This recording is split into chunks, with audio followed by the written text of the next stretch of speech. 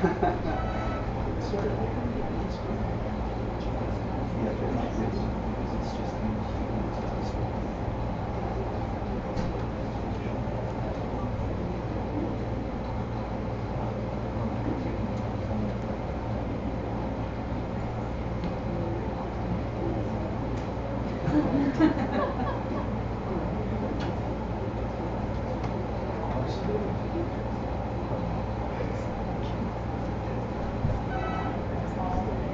got that.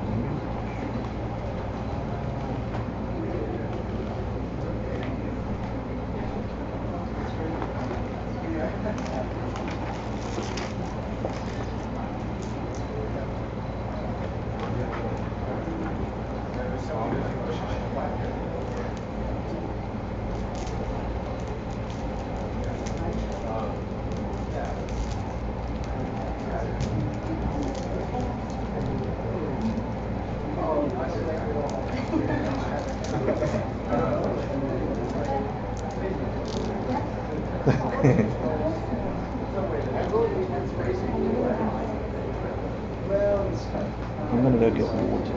Actually, can I just do that?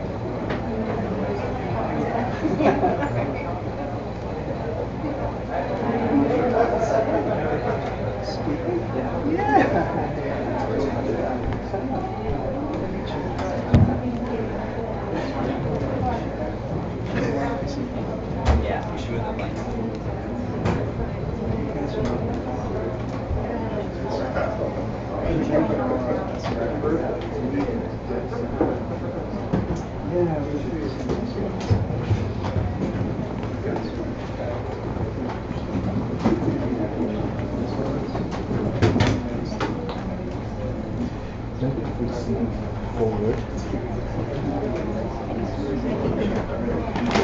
So they can put another row of chairs at the back.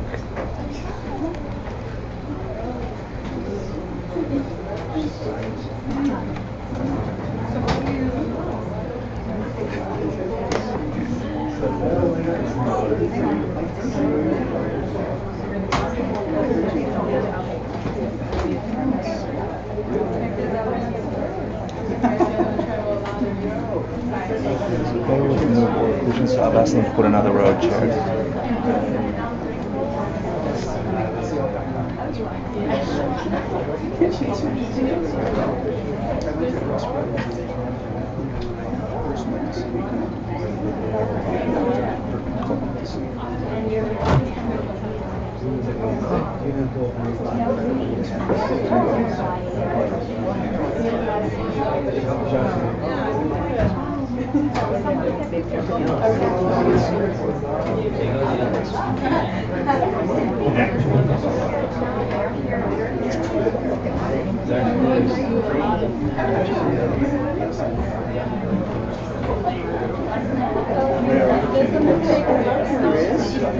Yes, there was.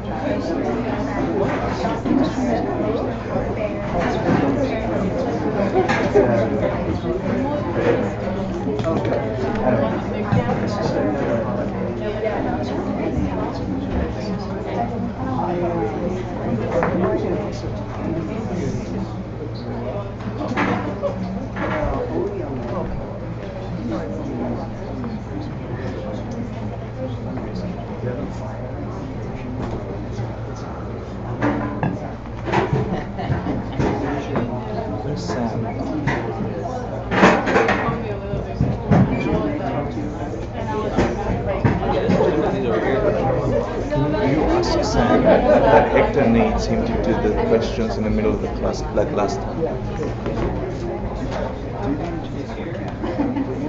We should do it. Someone here probably has a new. No, we can just.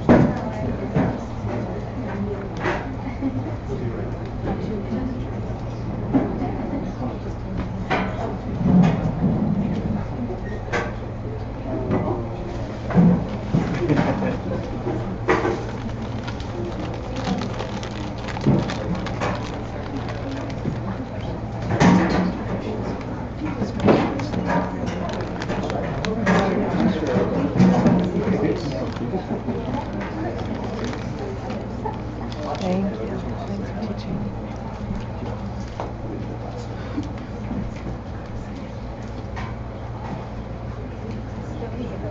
Yeah, somebody needs it. It'd be great. Thank you.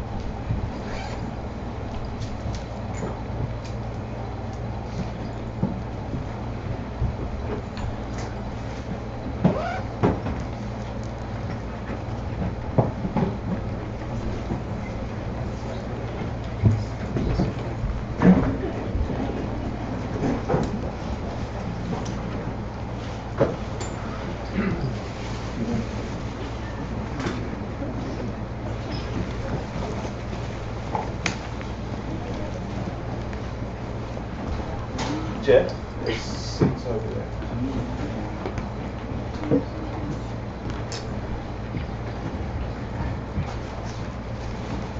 Welcome everybody, and thank you so much for coming to this very special evening at the Holy Three Jewels. It is a very special day because we have Lama John Brady, an accomplished scholar, the keeper of Asian Classics Import Project for over 25 years, the 20-something, 12, the director of the recent 3-year retreat, an amazing friend and teacher, giving to so many of you practitioners who study with him, some of you, and those of you who have heard of him. He is a true lineage holder of the magnificent lineage that we are lucky and fortunate to have at the Three Jewels, in all its purity and in all its power. And I am humbled to have him as a teacher and a friend. And it's 4.5 years since he walked into this room. Now after completing the 3-year retreat, this is the first time that he'll get to share some of his insights of experiencing and practicing this most magnificent thing called the Dharma. So please, I ask you to welcome Lama John Brady.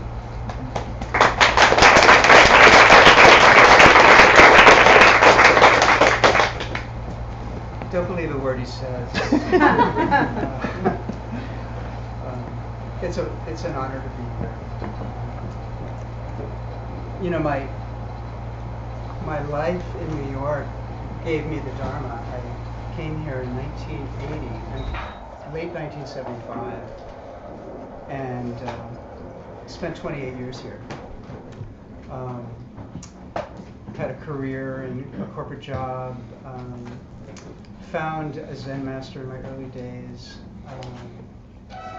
So many aspects of finding teachers and finding a path was in this sweet mandala of Manhattan. And I didn't know what it was going to be like to come back after spending 4 years or 5 years in Arizona, and especially at Diamond Mountain and the desert after 3.5 years of retreat. And I was anxious. I wasn't sure what this was going to feel like. And as soon as I got off the plane, it was so magical to get back here and to feel the energy. And then just walk in this mandala that I loved for so many years. So it's an honor to be back here and to be with all of you who, are making the 3 jewels possible. And the center has a history now of extraordinary people coming and giving Dharma free of charge. Incredible, that we still have this opportunity, like a void in the Lower East Side of true Dharma kind of coming out of this place constantly. So it's an honor to be in your presence. I wanted to maybe do 2 meditations together. The first one we can start in a second, but I thought it would be nice to do an analytical meditation on emptiness. And it was something that Geshe Michael transmitted to our 31 students in 3-year retreat about 1.5 years ago. And for some reason, it just stuck with me, and I began practicing it quite often on my break periods. And I think you'd like it. It's a very foundational analytical meditation called the 4 empty spaces. And I don't know, we have to have that in our kit of meditation systems in order to ramp up our understanding of emptiness. And I think of all the ones I've tried, this helped me personally the most when I was in 3-year retreat, the last 1.5 years. So we'll begin with that, and potentially do another one at the end. I don't want to, I thought 1.5 hours would be enough. And that we'll call it a night after that, but let's see what happens. So get in a comfortable position.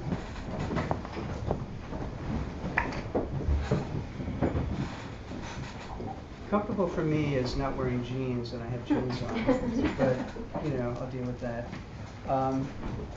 Make sure you're tripoded nicely. Get your butt on your blanket or on your seat. And make sure your knees are on the ground, but that you're not straining them. Keep, one thing I found after 2.5 years of meditation and retreat is to pull the skin out from under your ankles. It can help you. Little micros of sitting posture. I tend to really like to bring in the lower abdominal area, just slightly tuck it in a little bit. It's more of a yoga thing. But it can help you get your lower back slightly curved. You want a little curve there. And it will also inevitably open up your shoulders. If you kind of do that, the shoulders and the chest come out and the shoulders come back. And then you can relax them on your, a little bit more on the back. Keeping your hands either way is fine, but again, for me, to have your palms facing upward tends to, for me, relax my shoulders more. Where I don't do that, my shoulders get more relaxed. The chin should be parallel to the floor, not up, not down. If you have it up, it may cause agitation. And you want to have the flow coming up the spine, and this is really good for this chakra here, keeping it parallel. And then imagine a string just coming up from the crown and just slightly tugging. So you're just lifting a little bit more up through this part of the body. And then take 3 good deep breaths, either through the nose or the mouth, but just expand the chest and release and expand 3 times.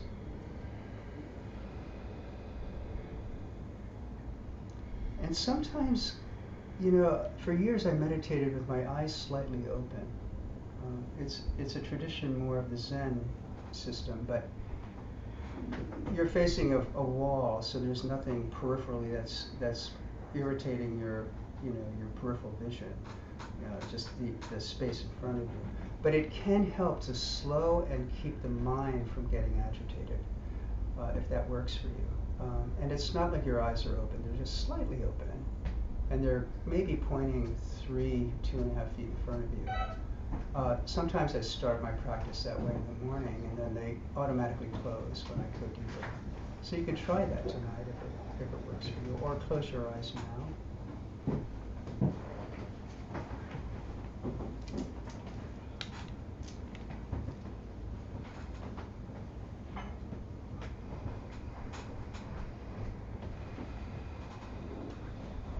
And from a very elementary system I've learned for years is begin to follow your breath with an inhale and then an exhale and count to 1. And then inhale and exhale and count to 2. And go to 10 and then start back at 1. And try to do that. Let's do a few rounds of that. And if you get to 18 and then you remember, go back to 1. But begin the breath that way. And try to just simply breathe and count, and nothing more. And if your story gets away, come back and go to 1 again.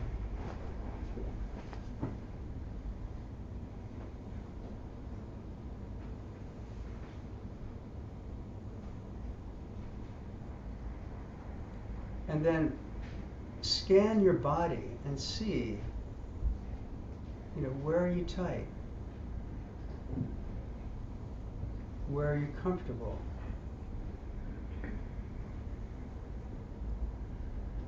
Are you grounded into the earth? Grounded into the floor? It's very important to feel the gravity of the lower body on the ground.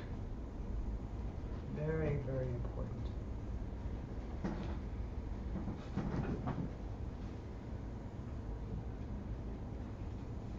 And if you're sitting in a chair, sometimes it's good to slightly come up from the back of the chair and sit a little bit more straight, so your feet are solidly grounded on the floor.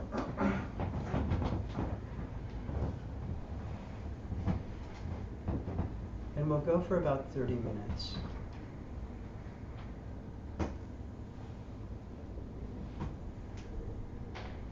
And let's just breathe in the structure of 1 to 10 for a few rounds.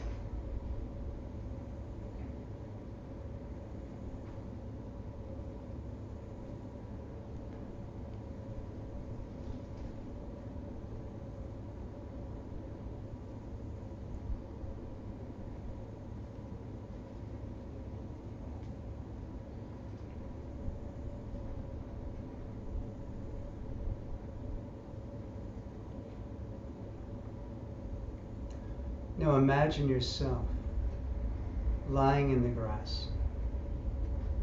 Imagine that favorite place, maybe when you were a child, or maybe not, but imagine that you're laying down on a soft carpet of green, beautiful grass.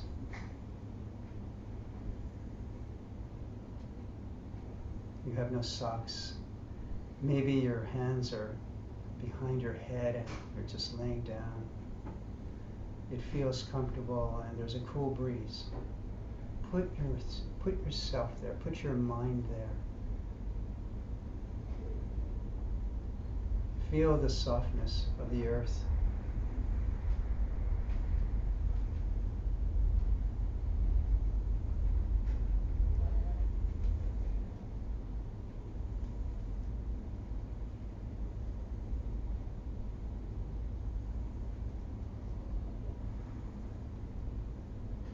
Maybe the coolness of the ground coming up. You're feeling it in the back and your feet and your legs.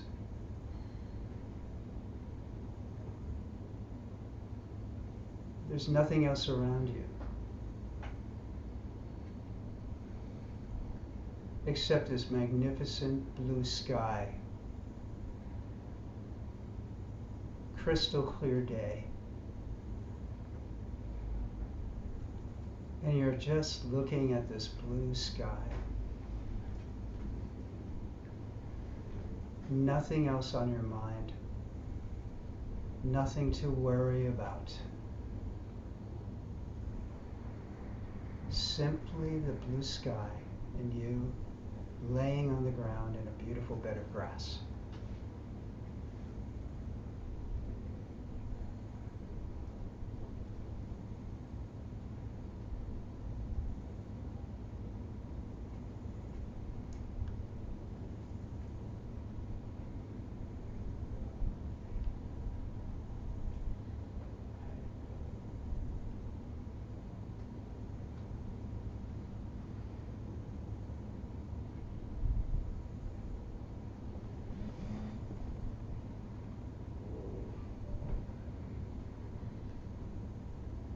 Keep breathing,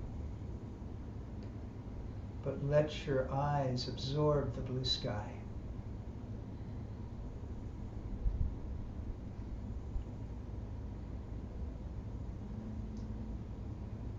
Drink it.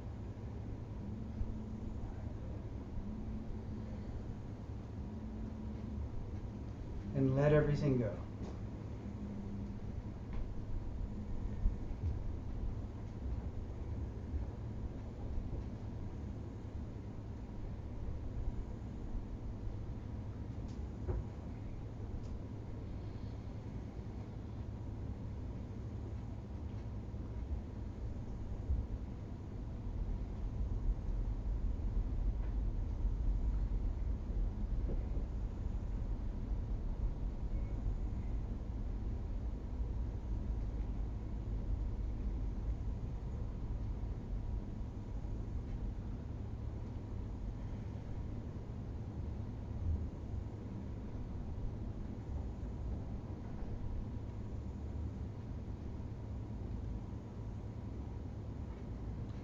And if the mind wanders, just come back to the blue sky.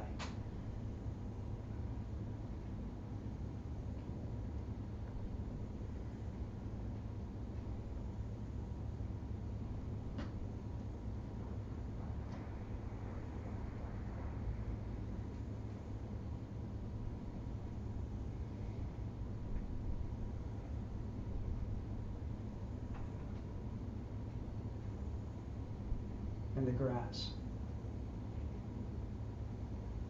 and the cool wind.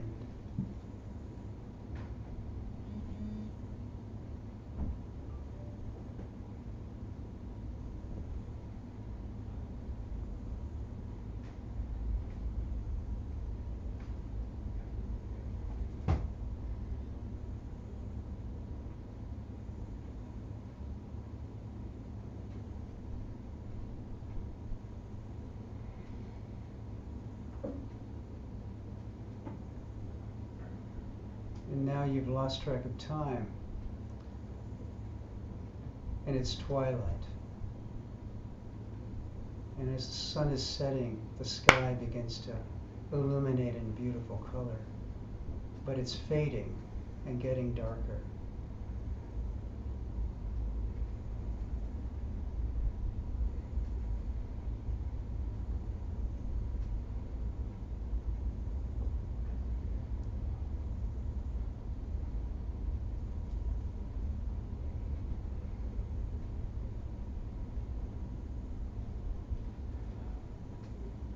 It's that magic time, that time when the light is fighting, but it's now being blanketed by navy blue and then ultimately dark sky, black sky, and you see the first star appear.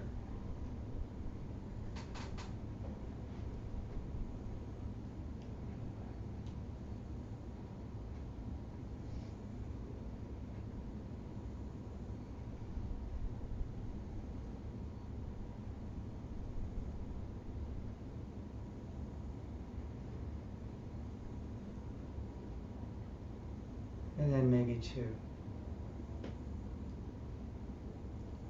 And then 10.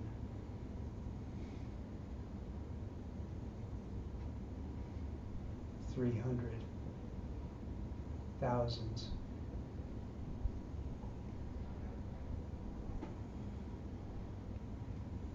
And more.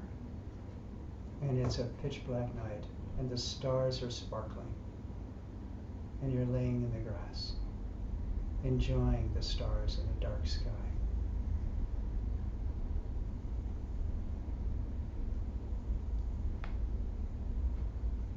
Like diamonds.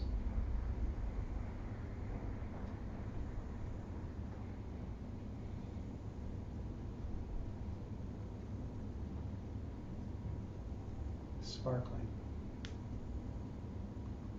Hanging in space.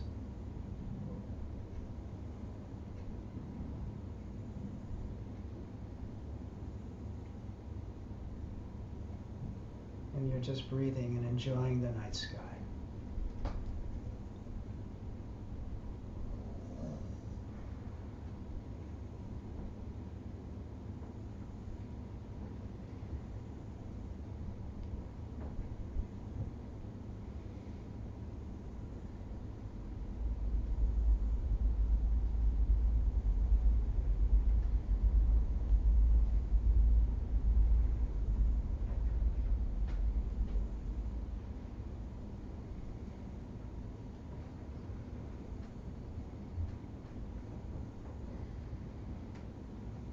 And always just come back to the night sky if you wander.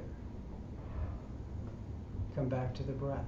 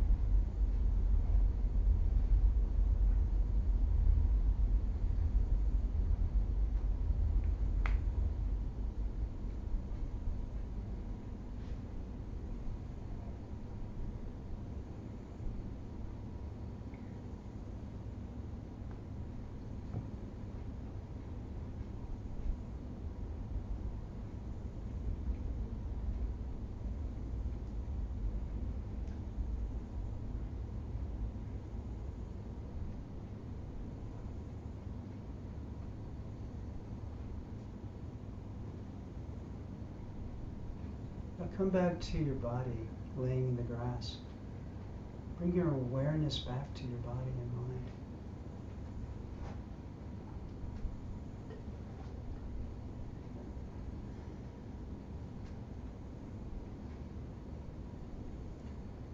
begin to think about the space you're occupying right now in the grass, lying down.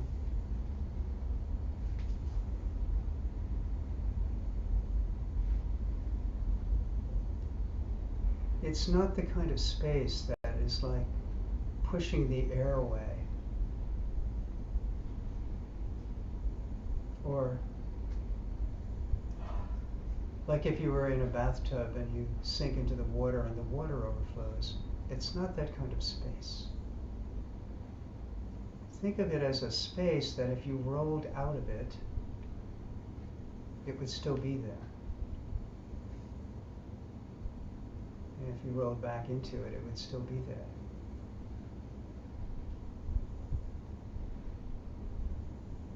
The space where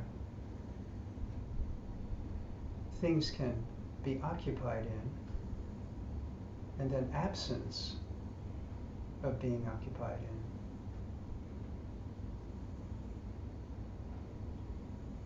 It's more like an inner philosophical space in your mind. It's conceptual.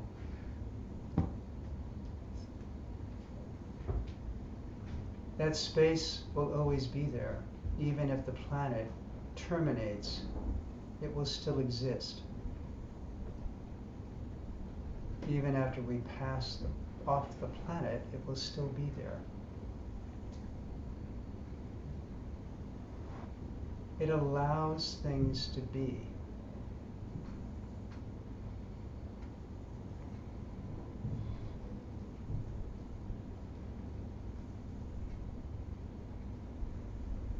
Get in touch with that space inside of you.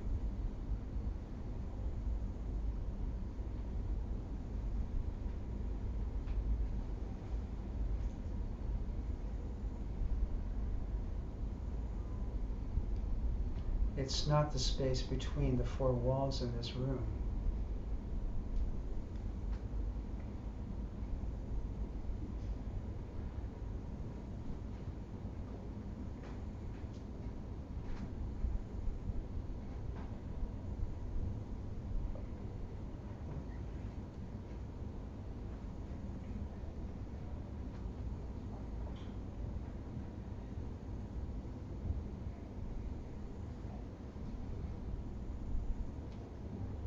What is that space for you now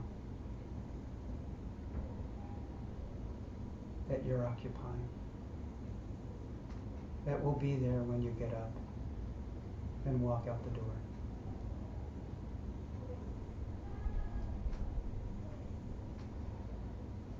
It's unchanging.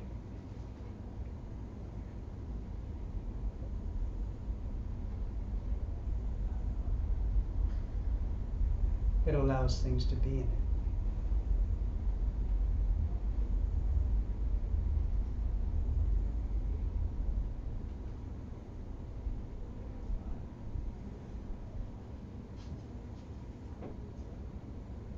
It's there if it's occupied or not.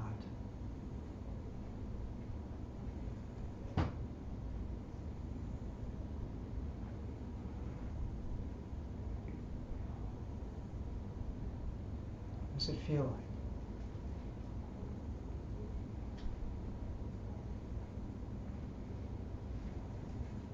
Can you feel it?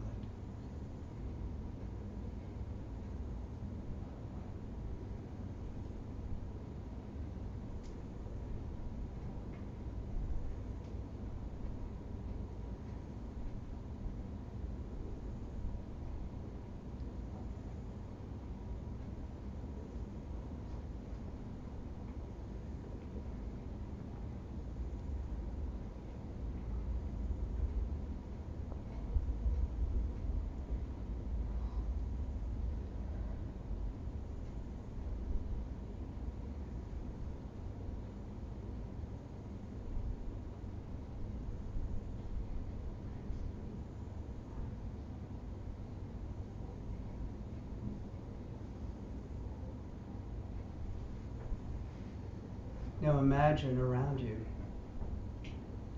the stars and the beautiful dark sky Imagine mountains surrounding you, trees, the grass, the earth.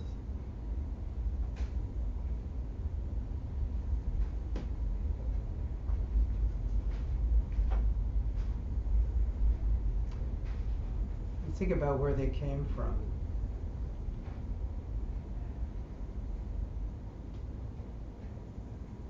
What are the contributing causes?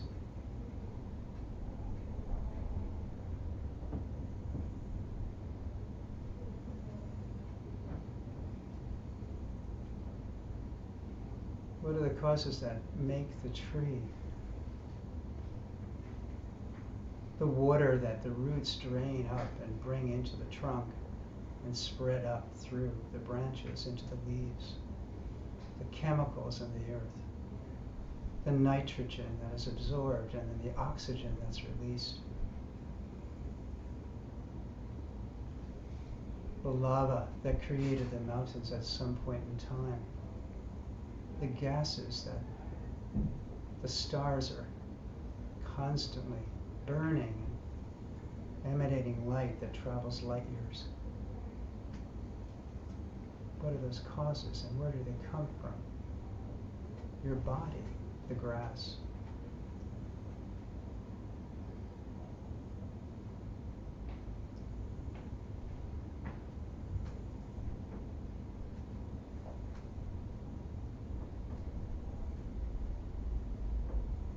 What would it be like to be the roots absorbing the elements? The sunshine.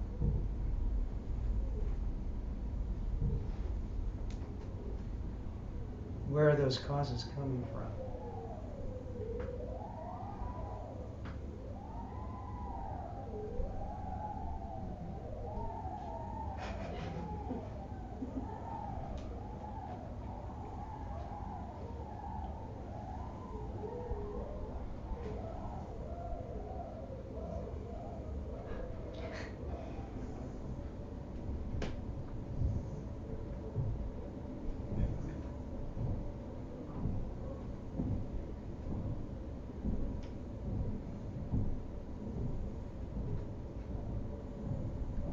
And where are the causes of those causes coming from? What are those causes like?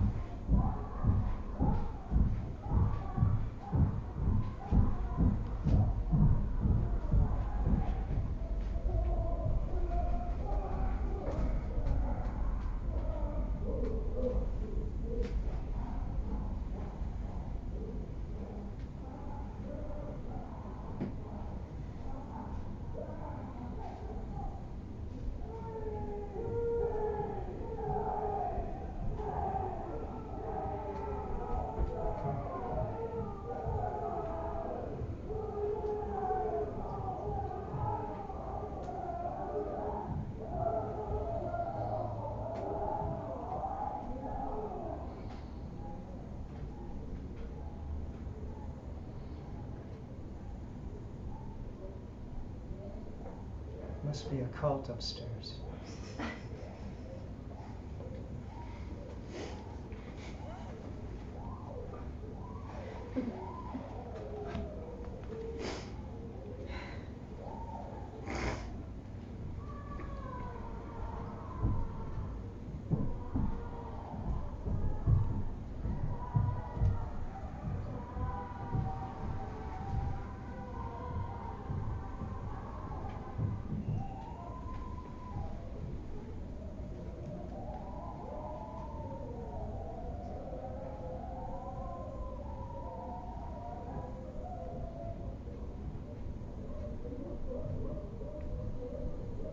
So get in touch with the causes of the causes now. Where do those karmic seeds come from?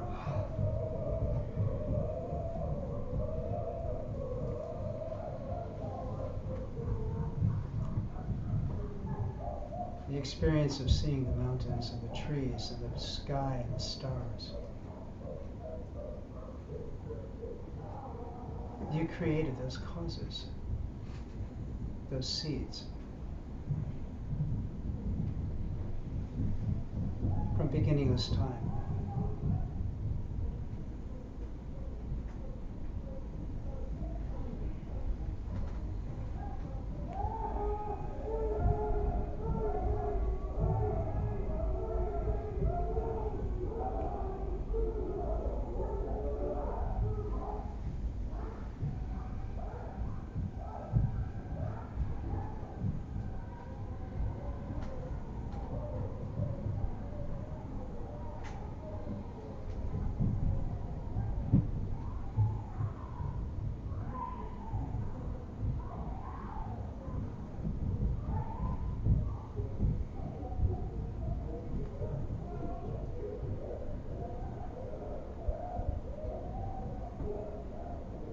And where do those causes come from?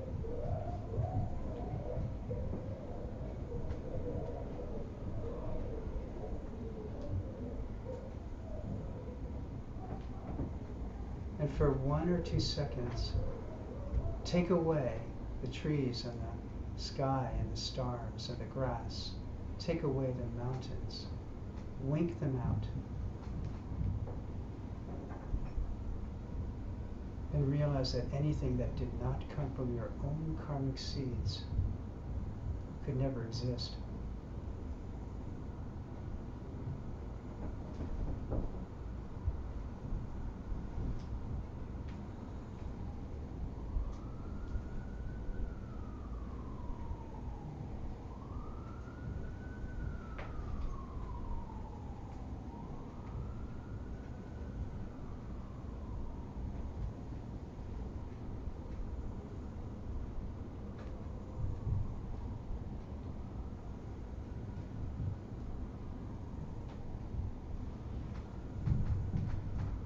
The absence of anything that never came from your own karmic seeds.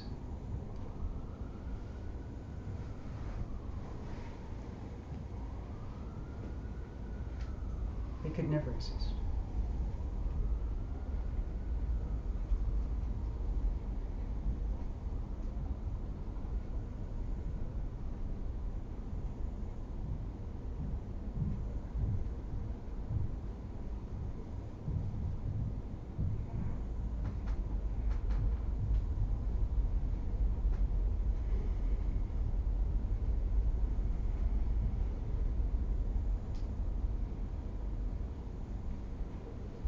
They're just mental images.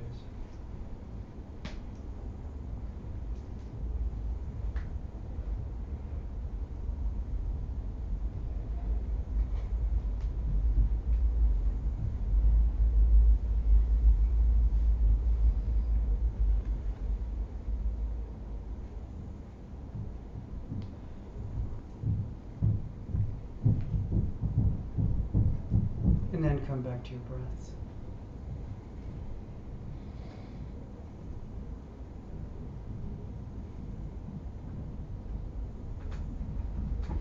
Come back to the grass and the body and the sky and the trees and the lava, mountains, breeze, and just breathe.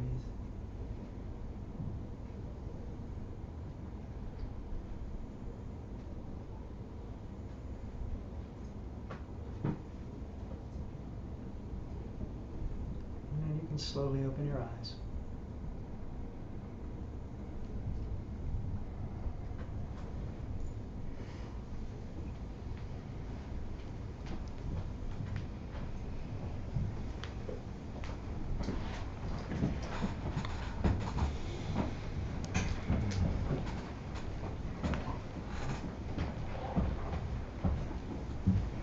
It's really good meditation. Mine had sound effects and everything. Yeah. Yeah. It's a hard act to follow. It's a mime story. Yeah, they're Bunch of mimes. mimes. They're mimes. Them Oh, mimes. that's what you wrote here. No. The hell realms. I remember John Lennon, you know, he was into Primal Scream. There was a home movement of Primal Scream in my day, and he was a big progenitor of Primal Scream. It became popular in New York for a while. And it was that similar thing of going in a room with a bunch of people and trying to scream from your lower abdominal area for many, many minutes. It was amazing. I wanted to maybe just talk about what a regular practice can be and what I feel maybe one of the major accomplishments for me in retreat was getting this regular, consistent practice going in my routine of a daily basis, whether I was in a long 2-month retreat or in a break period. I found that as soon as I came out of retreat, there was a tendency immediately to kind of logically deduce that I didn't have to sit on the cushion for 45 minutes.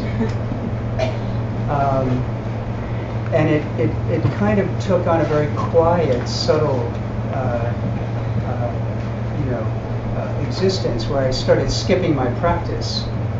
And, after hours and hours, thousands of hours of being very military on getting the practice going in retreat,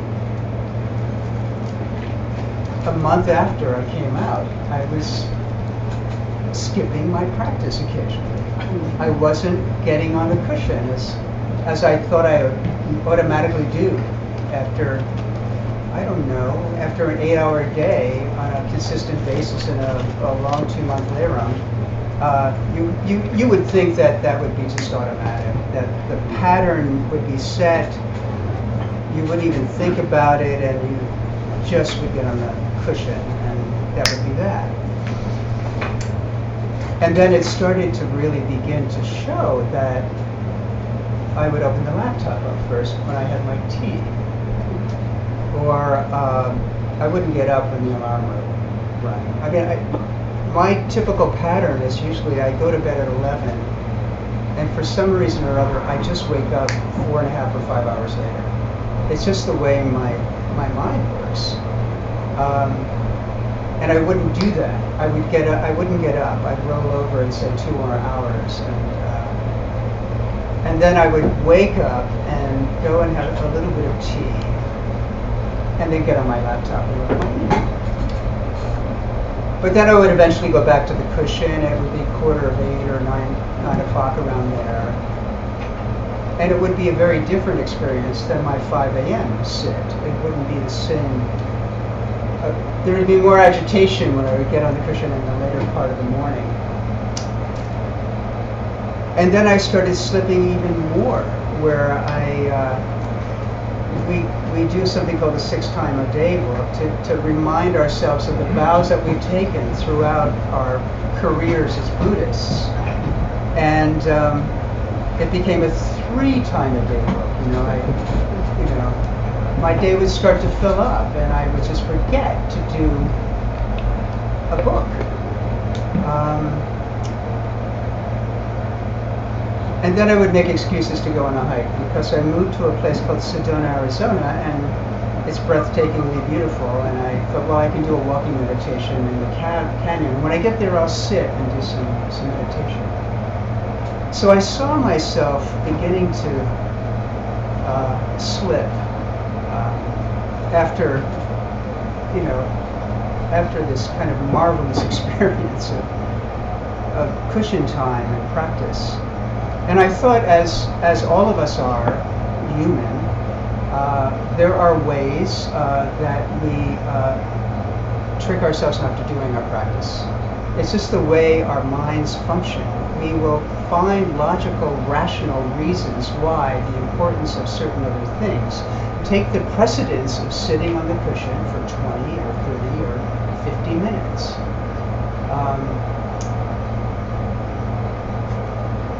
And this is something that in my world for years I fought against. I was a pretty diehard military Zen practitioner. I would do it an hour and 20 minutes in the morning before I went to work. I'd drop my briefcase off and I would sit for another hour and a half at night. And it was like doing a mini leirong or a retreat inside New York City's mandala. And I thought, well, God, why is this happening? Why am I losing my practice after all of this beautiful practice that I've had? So I kind of took a little bit of action. A friend of mine moved in with me. She was in 3 retreat with me. And we committed to each other because it was happening to her. She was slipping too. And it was this thing that, you know, when you have so many people encompassed in a 3-year retreat, there's this incredible support and energy for you to really want to practice. For everyone else's purpose, you want to practice harder. And when you go and you do these 2 or 6 week or 2 month or 2.5 month retreat periods, you know that you're contributing to this other mandala that's being created with all of us doing this practice. And so, you know, what would it be? Could we do a support hotline for people that love sitting but sometimes just lose it and do not want to sit on a cushion? And that's something that we thought about, we talked about, and but then I got back to the support system because of my dear friend who was in retreat with me, and we made it a commitment that every morning at 8 p.m. or 8 a.m. we would get up and do an hour and 15 minutes of meditation. And then we started again. And as New Yorkers, you people lead very busy, beautiful lives. Your schedules are full. You've got jobs and careers. You probably practice regularly. I don't know, but the thing that touched me deeply in retreat is that the intermittent times that I didn't practice before I went into retreat showed themselves in very strange ways. It presents to you the gaps of time that we waste and don't do, whether it's 10 minutes or an hour and 50 minutes, it doesn't matter. We don't do the practice on a regular basis to get a result that we're looking for. And then we get disillusioned because the results don't seem to be coming in. They don't seem to be ripening quick enough, or they don't seem to be coming in the way we like the results to come in. And then we rationalize that maybe there's something else in the menu of spirituality that could actually function better than the sitting on a cushion and getting disillusioned with what I anticipated the results could be like, and what the end game of whatever we're looking for conceptually to happen, because we simply get on the cushion and sit. You know, we should be expecting, good results.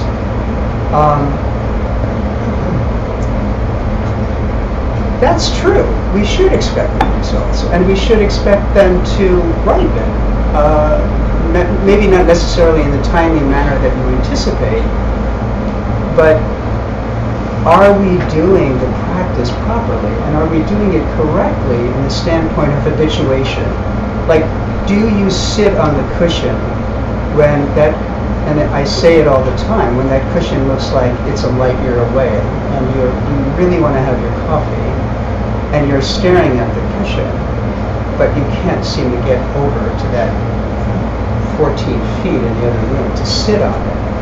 And we've had those. I think all of us have had those days where you just don't want to get your butt on the cushion and breathe for 20 minutes. It's normal, it's human. Those are the times that produce amazing results. It's just uncanny, the paradox and the contradiction of what we think we're trying to achieve by getting on the cushion. The time that we don't sit are probably the most precious moments that will give you results that you will not expect. And it's just the way it is. It's like any practice. You have to be strong-willed and stubborn, and carve out the space and time. That nothing else is more important than a practice and a proper way of practicing. To create a roadmap of results that you anticipate and you can experience directly. And we have those maps. I mean, you have, at the Three Jewels, teachers who are giving you the roadmaps for proper meditation. You have, methods and forms of meditations that will give you an understanding and then a realization that you're on the right path and you're on the right road and there's progress to be made in your sitting time. And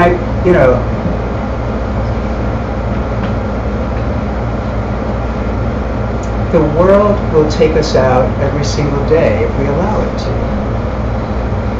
It's just the way the world functions for us, and I think we can really become more diligent, maybe, as meditators and people that want to have a practice that will benefit a long-term result in your life. And it's not just, whatever we complete as a title of spirituality. It doesn't have anything to do with that. It's how do you integrate a certain state of understanding how your reality and your life functions, and what do you want to remove out of the reality that you're experiencing? What is it that you want to take out of the experience, and what is it that you would like to imbue it with, that you want to see happen, and that the perception of your new life can be what you anticipate that you're practicing on the cushion for those results to happen. And that's the meditation game, isn't it? That we have to persevere, and we have to kind of have those extraordinary times that we have great results on the cushion, and then realize that the really lousy times where it's a struggle and maybe a painful experience has such value, because when you have those times, you are erasing, I believe, those seeds in your mind to eliminate that from happening again and again. And you just sit with that, and there are times in my morning practice where I don't do anything but breathe. I just follow the breath. And maybe for 20 minutes, that's all I can do. There's nothing more that I can do. But then the winds shift and the mind changes, and then I can get to a place where my concentration is strong enough that I can begin an actual practice of meditation. So the breath, as the cliche of being a sacred object, truly can be and would be a sacred object at the beginning of your practice. But we as practitioners in this room, we want to take it a little bit more higher. As traditional practices that we do, the breath is a great place, but it's not the end game in our practice. So I now, I need support around me to actually make that happen. And the thing I miss the most is are the beings who I went through this retreat with. The community that we developed and we nurtured and we processed so much through was extraordinary. It was probably the only time in life I will taste a group of beings who love each other so much, will sacrifice anything for each other, in order to bring you to a higher place in your practice. And that went on every single month during our break periods in retreat. We would share our experiences. People who would have extraordinary breakdowns would be held in such an amazing circle of grace to actually process what they went through. It's not some utopian experience when you go into a deep retreat. There isn't, beautiful Mormon tabernacle choir things happening every day. It doesn't happen that way. You are archaeologically digging deeper into the subconscious to see what you're made up of, and you're beginning to create a more understanding of where your suffering comes from, quite frankly. You start to see where you created suffering in your life. And you begin the process of eliminating the causes that are actually perpetuating this.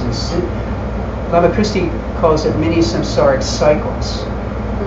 They're there, but you don't, it's background noise and you don't really pay too much attention to it. But it's there. And it's always just a whisper away.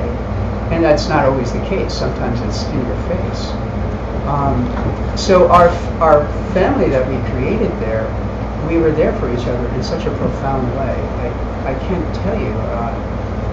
When I came back and reflected upon what we had, there was a grieving period that I went through because I missed what we had. We had a community of beings who were practicing a worldview.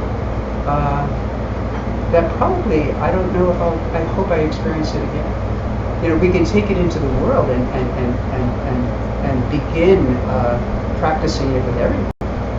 But, so those of us in there that began this process and looked at what was holding us back from a higher potential of self-realization,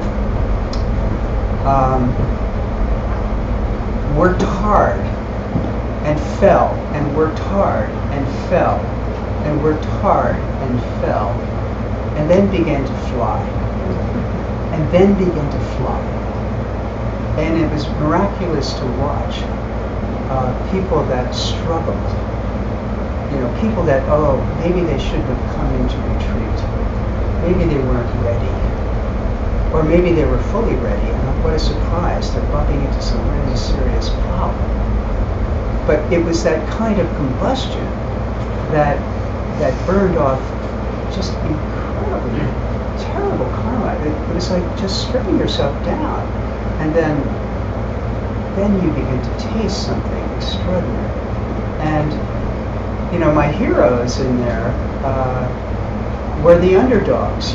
They were the ones that I was rooting for, and and they were having tough times, and then the last year comes around, and suddenly something happens, and you see the transformation in their hearts, and you see the transformation in their minds, and they're changed human beings in your reality. And that happened over and over and over, and it didn't stop. It just kept going. I was very, I went in there with that very gun-ho, I'm going to kick ass, and I got all the tools I need, and, I'm going to go for the ring. I know I can do it, and that all fell the first 6 weeks. I mean, it just collapsed, it died a very slow death, and I began the process of restructuring a foundational practice. We did a tantric retreat, most of us. We were trained in a very beautiful sadhana. It was a compilation of maybe 14 years of my life, really preparing for this retreat. And I felt strongly that, this was my opportunity to really go deeper. And the first year was really hard. You have the time in silence to reflect on every aspect of who you think you are, but then every aspect of who you deny that you are. And that combination started unraveling for me. And so it was, at the beginning it was the best of times and the worst of times. It was tough. But then something shifts and you put in the time, and then you begin to have a very sweet practice. And you know that the work is paid off. But the beauty of it was the caring and the love of each other and how we took care of each other through so many things, as you know. So many things.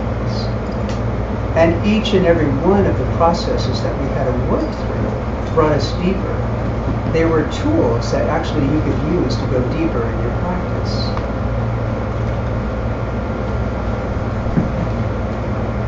So as New Yorkers, what's your practice look like?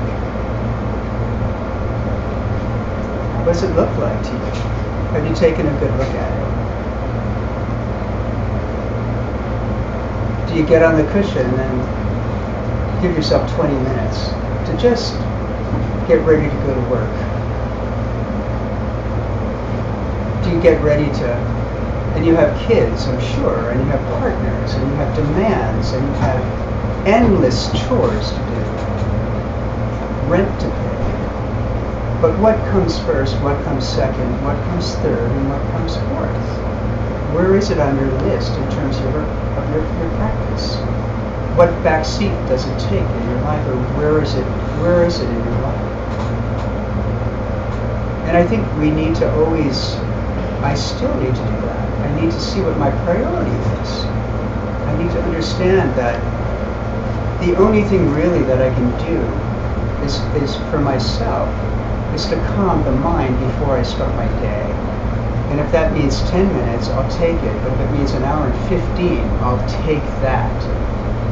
And it's something I believe in New York is probably the most difficult thing to do. But at the same time, if you can do it here, you can do it anywhere. And and it's true. It's true. There are so many things against what you're trying to do. So many, and I didn't want to do my yoga today. I was tired. I haven't been sleeping. I've been sleeping 5 hours. And I looked, and it was 9:45, and I got online, and I found a 10 o'clock class, and I grabbed a cab, and I got there. And I was so happy at 12:10. My mind was changed, and my body felt wonderful. And it was like, what was that all about? Why the hell did I resist that? And it's the same with sitting on the cushion. And I just got back from a tour in Singapore with the Diamond Cutter Institute with Geshe Michael. And I didn't know what they were teaching. It was a level 5 Diamond Cutter Institute program. And then I heard finally, the first round about, it's called coffee meditation. I don't know if you've ever taught it here. Yeah. But it's big in Asia. It's huge. People keep books of their coffee meditation. It's a very serious practice for them. And so I'm listening to coffee meditation, and I thought, man, I don't do that. I don't do coffee meditation. I don't sit back before I go to bed, or lay in a chair that I sit down and reflect on all the good things I've done every day. There's some kind of hardwiring for Americans or something. It's hard for me to do that. To think, I had a beautiful conversation with a lady at Whole Foods. That was really sweet. And everybody's so polite if they're driving in Sedona. You let people go, and it's like, yeah, I just let 4 or 5 cars go. I took Mark's dog for a walk, and I had a beautiful conversation with one of my retreatants, and we kind of rejoiced in where we were, and I didn't reflect. I didn't do that until I went to Singapore, and everybody's doing the coffee meditation, and then it suddenly dawned on me that that's something I've got to do after all these years. I'm not banking properly. I'm not banking on my good merit. I'm not charging it up. I'm not creating new fast karma ripenings. And then I wonder what the hell is wrong. That something's not working. It's because we're not charging those good things that we should be charging. And it's, good job. No matter how small, insignificant things are, buying a cup of coffee or something or something, that has a value. Our minds and our thoughts are powerful. And you send some beautiful thing out to someone in your yoga practice, you can bank that by refreshing and reminding you that was an extraordinary karmic moment. And that charges that seed, and that will give you a beautiful result. So, I'm learning. It's funny. I come out, and I'm still learning these beautiful little baby steps that somehow along the line I forgot. And that's how it is. We go back to the basics over and over.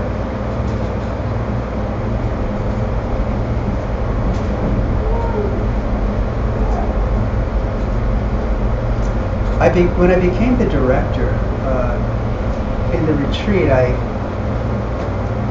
it really sucked, I didn't want to do it, It was just, that just blows my retreat. It's going to take every part of me out of what I wanted to do.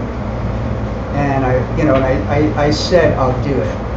I just said, yeah, I'll do it, And then I was reflecting on it. It's like, why did I make such a irrational, harsh decision to do it? Because I thought it would really take so much time. But it was the best thing that happened to me because it gave me the opportunity to share. I'm very, very much of a solitude practitioner, and I was gonna. My cabin was on the other side of the valley. Coco and I were neighbors, and the three of us, Earl, Coco, and myself, we had our own zong. It was gorgeous, and there were 24 cabins in the other valley, and I was set. I wasn't going to see anybody for a year or two. And so when this came down, I thought, well, that's the end. It's finished. And but of course, my Lama knew exactly what I needed, and it became the catalyst for deeper realizations. It became my catalyst. It was the pole vault that I needed to, jump over some hurdles.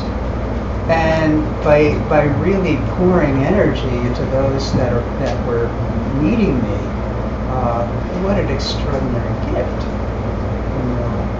How could it not be that I could help someone else through a process to heighten their experience? And it didn't stop. It started in March of 2011, and it didn't stop until January of 2014. People needed help all the way through that retreat. Or they were pretending to think that I needed help, so they pretended that they needed help. It goes both ways, and sometimes that's the case. So it was exactly what I needed. I wasn't supposed to go into a hermit situation. I was supposed to be serving everyone there. And I would do it again. I would serve them again. If there was another event of maybe some people coming in, I would sign up and be a caretaker. Because the caretakers who were on the other side of the fence, when I got out, had a better retreat than some people that were in. their retreat was better, in my perception, than some of the people that were in with us. And that was the most daunting thing, that their beauty and compassion and love for us was so profound on how they served, our groceries every 2 weeks. Just the timeliness and the effort of thousands and thousands of hours and manpower and women power chopping in Tucson and going to 14 stores because I needed moon beans and not mung beans.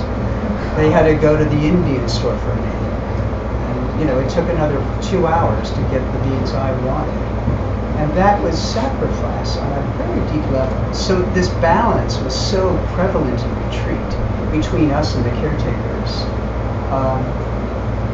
And there was never a moment that, my gratitude just grew.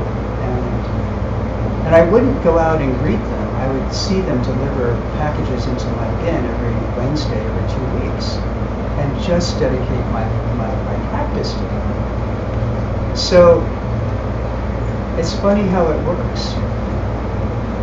It's very interesting how the dynamics of something as profound as a 3-year retreat functions. So my feeling right now is, are you practicing on a regular basis?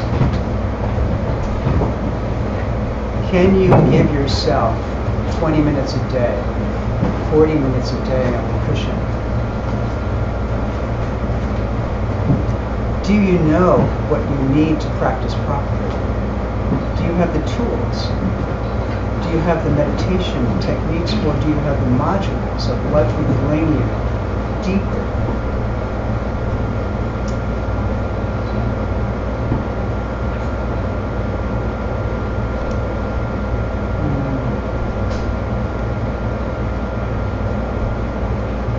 Sometimes there are too many choices. There are hundreds of meditations that have been poured into us. Hundreds, dozens. I was reviewing the quiet retreat meditations from 2001 and 2. And they're exquisite. When you look back at those meditations that are now, 13 or 12 years old, we should revise them. There should be a revisionism of those early retreat practices. They're exquisite modules of meditation, because our teacher has this very skillful way of making a meditation both tantra and sutra simultaneously. So he speaks to every level of where your meditation is. And those tools have to be resharpened, I think, in our time. They have to be reawakened and redone, and transmitted again and again and again. We have to begin that process again. There's never a moment that you can't learn something new about something that you think you knew about. And that's all. It's every time I teach a new course that I taught 4 years ago or 2 years ago or a year ago, it's a completely different experience teaching that course. It has a different flavor, and I have a different perception of what that course means, or how that course is being, translated by me. And it's a beautiful process to teach a course over and over and see how many plateaus and layers there are within one course of ACI, or one of the Tantra courses. And there's magic in what we have been offered here in our, I guess our 36 course study program and the 42 modules that are offered online every day.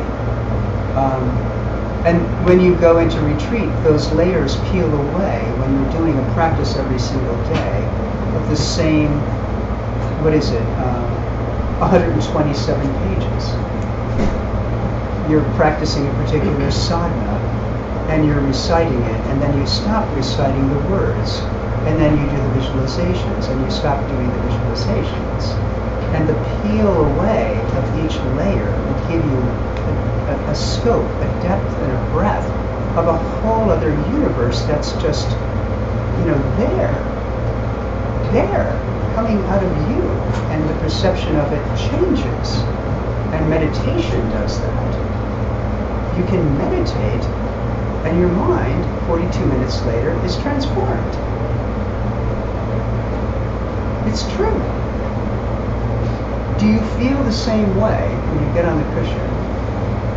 And then 38 minutes later, what do you feel like?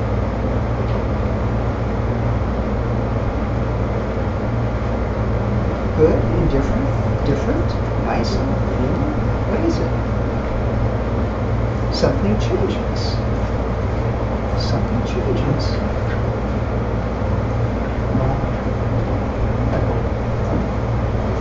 So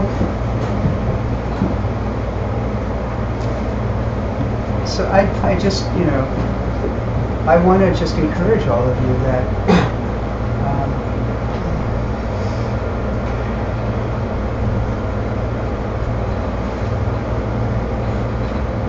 try to find a friend, or try to find someone in your life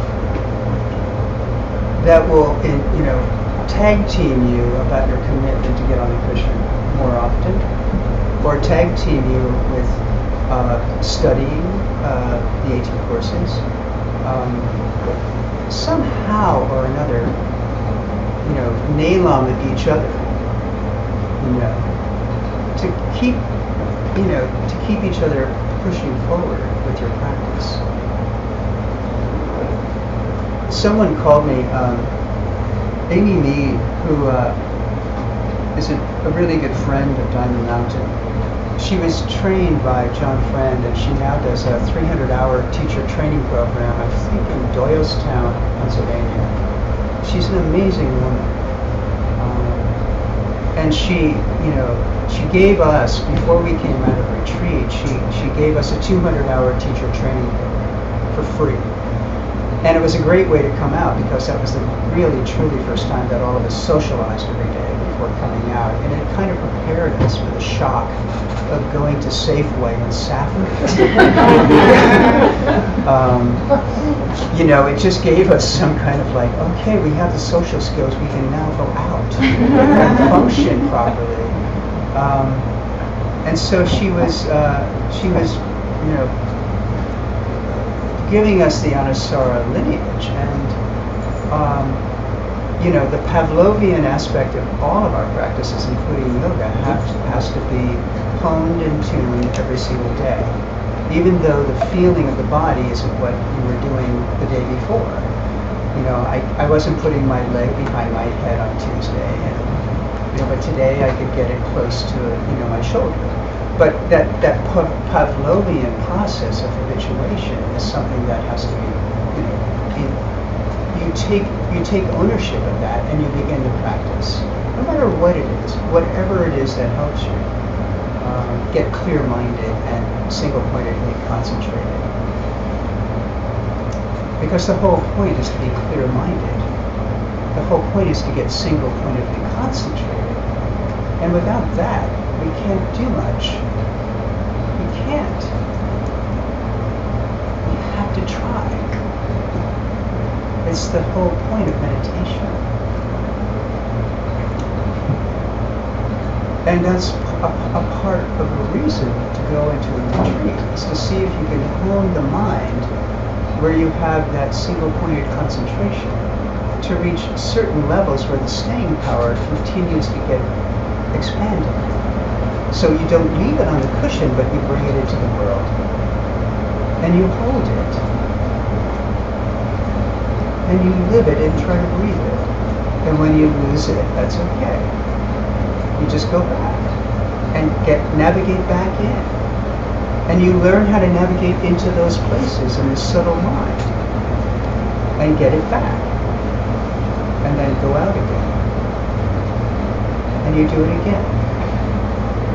And you go out again. And it's probably, I don't know. It took, I'm a slow learner. I've been bumming around meditation kulas and sanghas for like 38 years. And I look back, and it was all totally worth it.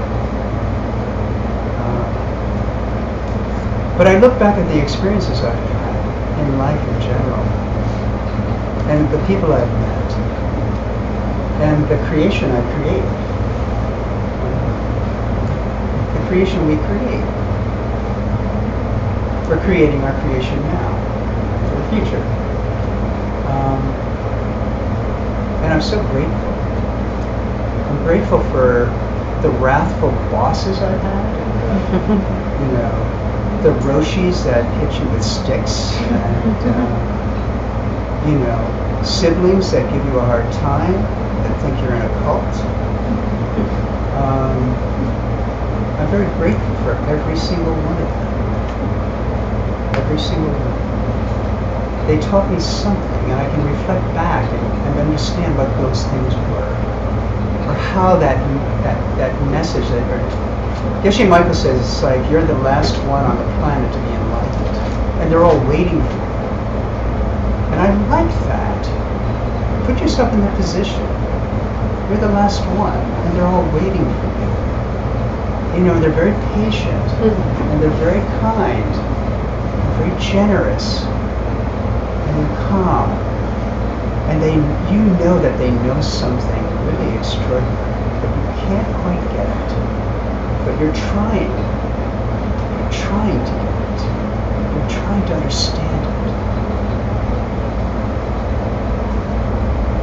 That's a good practice. And then you bring it to the streets. I walked for an hour today, you know, in New York, and it just, you know, the flavor of this town, it's so cool. It's such a special part of the American mind. It's a very special place for me. And how we all hang out together in the street. The magic of this mandala. And it may not seem that way to you, but coming out of the desert, it's quite extraordinary for me. And they all can be people that can teach you something.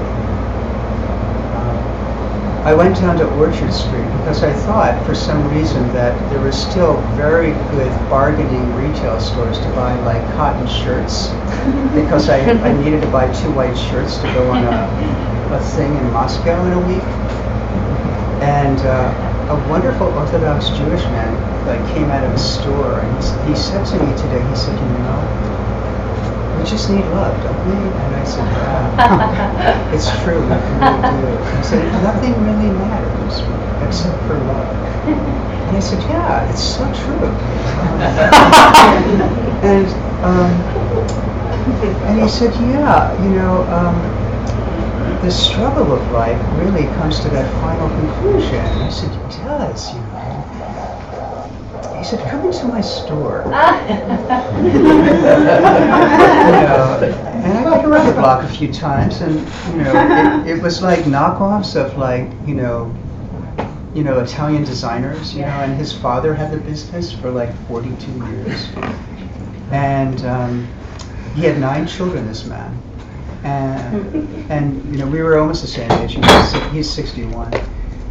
And he, you know, obviously I knew he was going to pitch me, but he didn't know that I had worked on Orchard Street between 1979 and 1983 in a store called Victory. We had a branch, and I worked on Sundays, you know, and it was that magical walk, you know, where thousands of people would go shopping and haggle and snare you down, you know, on price, and it was fun, you know, and I loved that, you know, that bargain thing. And we used to have a thing called a baker's dozen, and we made gorgeous shirts and ties. They're all custom made, but not fitted, but we could fit them for you.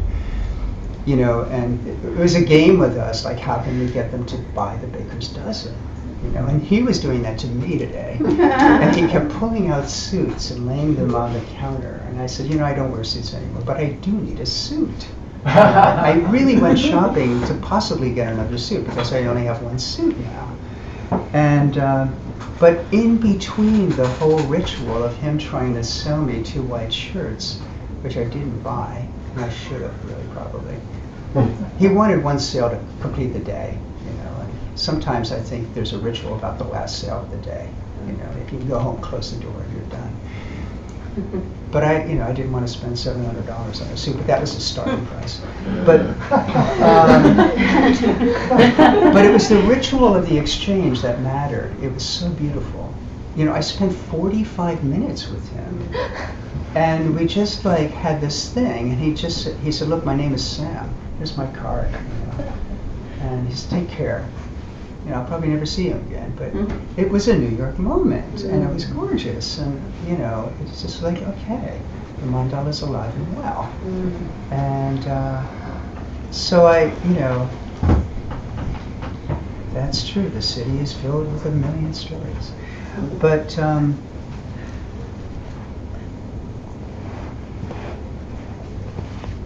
I don't know. You know, I feel that I want to like pull you all into like a little mini 3-day retreat somewhere. You know, like where is it that we could actually create, you know, a mini 3-day retreat where, you know, all of us could actually have a silent 3-day experience of a pure practice for 6 hours or 7 hours a day. You know, with yoga and with some teaching and with some serious meditation, but silence in every part of what you do in those 3 days. And the coordination of that in silence, the cooking of the food, the preparation for the 42 people that come, giving, you know, the effortlessness of somebody to walk in and have everything taken care of for you, that there's not a detail that hasn't been taken care of for you. Wouldn't that be nice? Where you could just drop away, go silent, and have a 3-day experience where all the components that you've been trying to put together come together and then manifested together with 42 or 45 people. It would be such a beautiful thing. And I started that way, you know, these little mini retreats. Friday night at New York Zendo on East 67th Street, drop the suitcase off, take the suit off, put the dress on, go silent. Go into the Zendo and do a 7 to 9, do a 10 to 10:30, go to sleep, do it again at 5 a.m., have breakfast, do some yoga, do another hour and a half on the cushion, have a teaching by the Roshi, another 2 hour sitting on the cushion, a beautiful Japanese lunch, sitting at your cushion with the 3 bowls that fall off because you're trying to get the wrapping down. But the mindfulness that you begin to attain in silence is extraordinary. And those little details of life in terms of just taking the cloth that you unfold with the 3 bowls there that you have to turn over silently without making any noise that would disturb somebody's concentration, and then slowly putting them down one by one. And then you're in the moment and nothing else has mattered. There's nothing else more important than those simple things of picking up the chopsticks and looking at which piece of food you'd like to taste first. And you just keep eliminating the dross of anything else except that one moment. Wouldn't that be fun? So I encourage you all to do something, you know, whether or not you're, you know, you have access to it. I mean, Diamond Mountain is now going to offer something, I think October 2nd for 10 days. It won't be silent, but it'll be pretty beautiful. You don't have to come to Arizona. There are plenty of places in the Catskills, plenty of yoga studios in, you know, the north, in the south. But try it. You know, don't procrastinate something that could give you, you know, a different perspective. on your life and your mind and your heart. It doesn't last long. 3 days is nice. You get a 48-hour hit, and then ordinary comes back to you pretty quickly. It doesn't stay. But you learn something and you take it back into your daily practice and you do it again. So I really, wish you, something that will bring you to a deeper place in your practice. And I know you're all pretending to listen to me today, but I really wish that for you, and I hope maybe I can help you with answering questions, if you have any now, about the retreat itself. And they don't have to be censored or uncensored. Just go for your best shot. I don't care what you ask, quite frankly. I'm not going to select people in the audience that already I programmed to send questions to you to answer. Hi. As you are in a position to support and guide other people's practice, what were some of the tools that you would use to either drop it or use it to go deep yourself? One thing I've learned, over the last few years is that if you're a really good listener and people need to process, people will pick that up, that need to talk, like hawks. They will know whether you are really completely absorbed in what they are telling you. And that is one of the process that will resolve issues, because they'll come to their own self-realizations of why the problems occur. And you can skillfully introduce ideas to them if you're really listening to what they're saying. That could maybe tweak a potential eureka moment to say, oh my God, you're right. That's the real reason this is going on. But to have a capacity of to listen to someone fully, to me was a really beautiful learning experience, where you just said, come in at 2 o'clock. We had breaks. We would go in for 6 weeks or 2 months, and we'd have a month break. And that's where we saw each other. And that beginning of just knowing that they see in you the availability of your time and your full attention is given to them. That's half of it right there. But people will give you insight. They want a reflection back to what they think you think they need.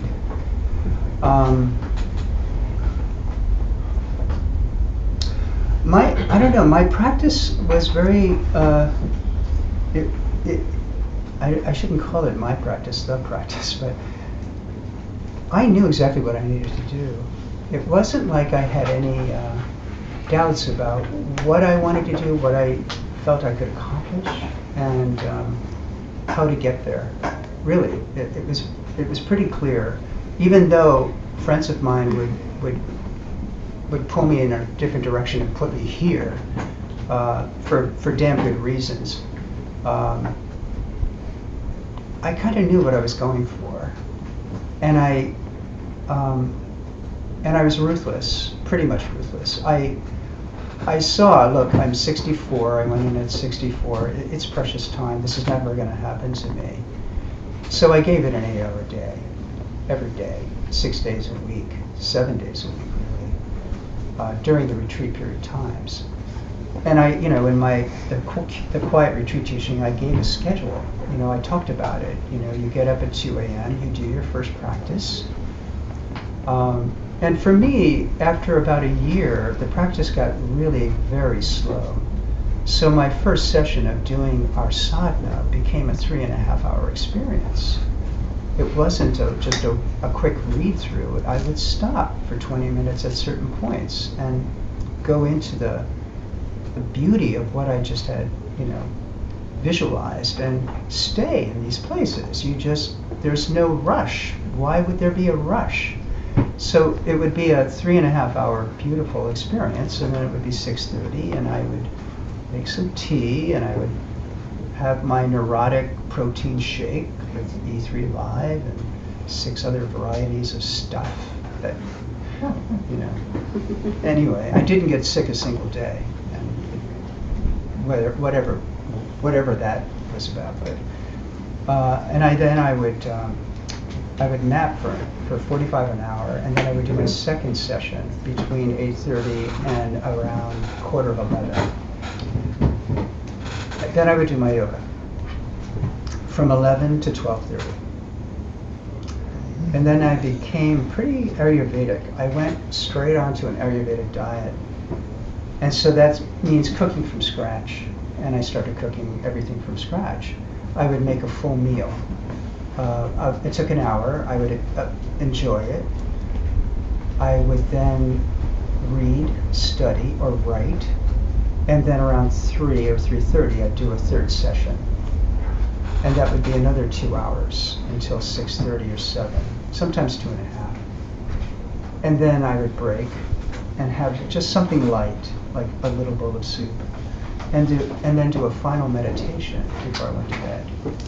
That wouldn't be related to what my normal practice was. It would usually be an analytical meditation of some kind.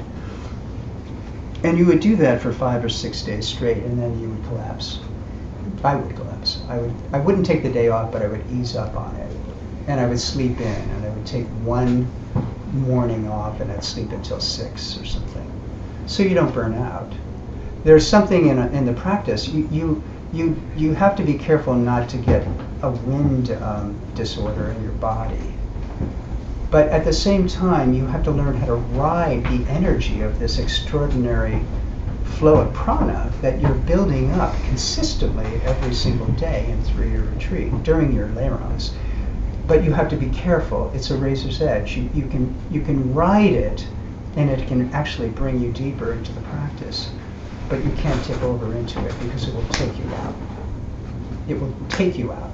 And then you will start from scratch, and you'll have 2 weeks of recuperation. And it's it's a very interesting process.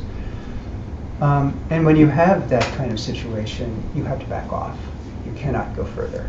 You just have to stop. And you have to change your diet. You have to get grounded. And it will take time. It can take 10 days to 2 weeks to get re-grounded in. But if you ride it, and you know the tipping point, and you know how to ride it, it's really powerful and quite wonderful, actually. And I could write it pretty well. So that was a day that would continue 6 days a week. And then I would begin to ease out.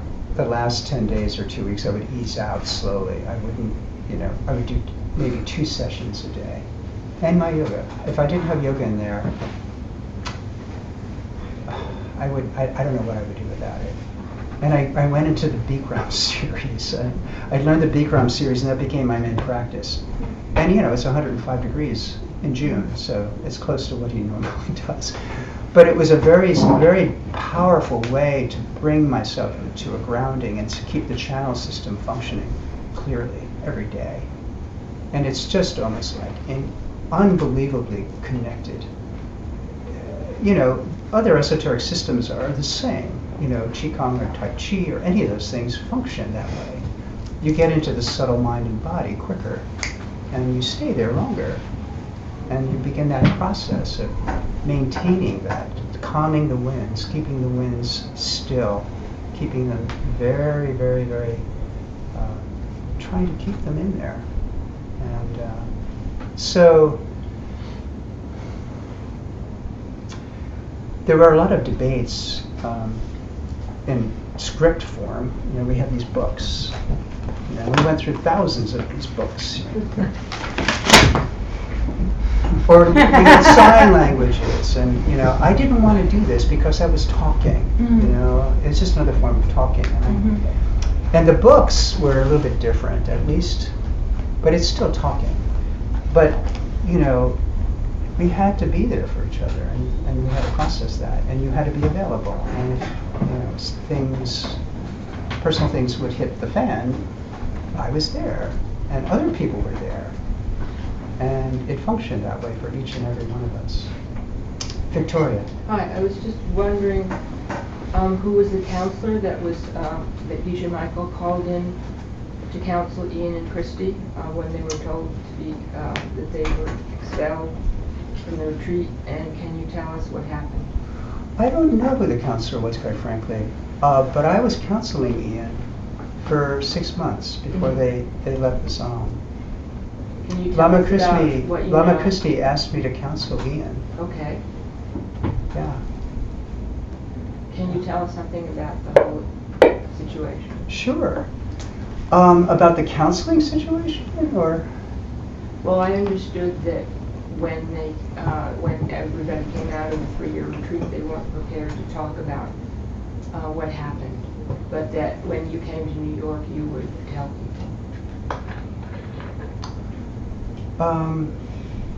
So I'm not quite sure what your question is. My question is, I can ask some more specific questions. Sure. Okay. Did Lama, Christy, and Ian participate in the experiences of those having breakdowns? How were Lama and Christy and Ian taken care of by the caring group during the time they were in retreat, at the time that she gave the talk that led to her and Ian being expelled from the retreat, and after they were expelled? It's a lot of questions. Yes. So I have very specific questions that may not be relevant for others. Perhaps you want to talk to me separately, but I did Sure. understand that you would address the issue of his death and her her tragedy Yes. when you came to New York in front of the Sangha. You know, Lama Christie and Ian were so supported. You know Chuki, correct? Do you know Chuki? Yes. Venerable Chuki? And you know Bill McMichael? No. Okay. They had 24-hour attendance. The ones that I know are the two, the nurse from Connie? Israel. Oh yes. Or and but she Scott was and Marie. she was they a both yeah. were had said that they were They were going to look caretakers. out for them. Yeah, but inside our retreat, Venerable Chuki and Bill McMichael and Connie O'Brien,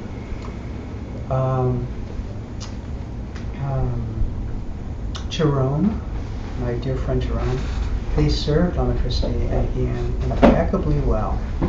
All their needs were perfectly met. Their What meals, about their emotional needs when they had these breakdowns that you said you were all loving each other? And the helping emotional and- needs were interesting because Lama Christie wouldn't allow us to get that close to her and Ian's emotional needs. It was a no territory place to go.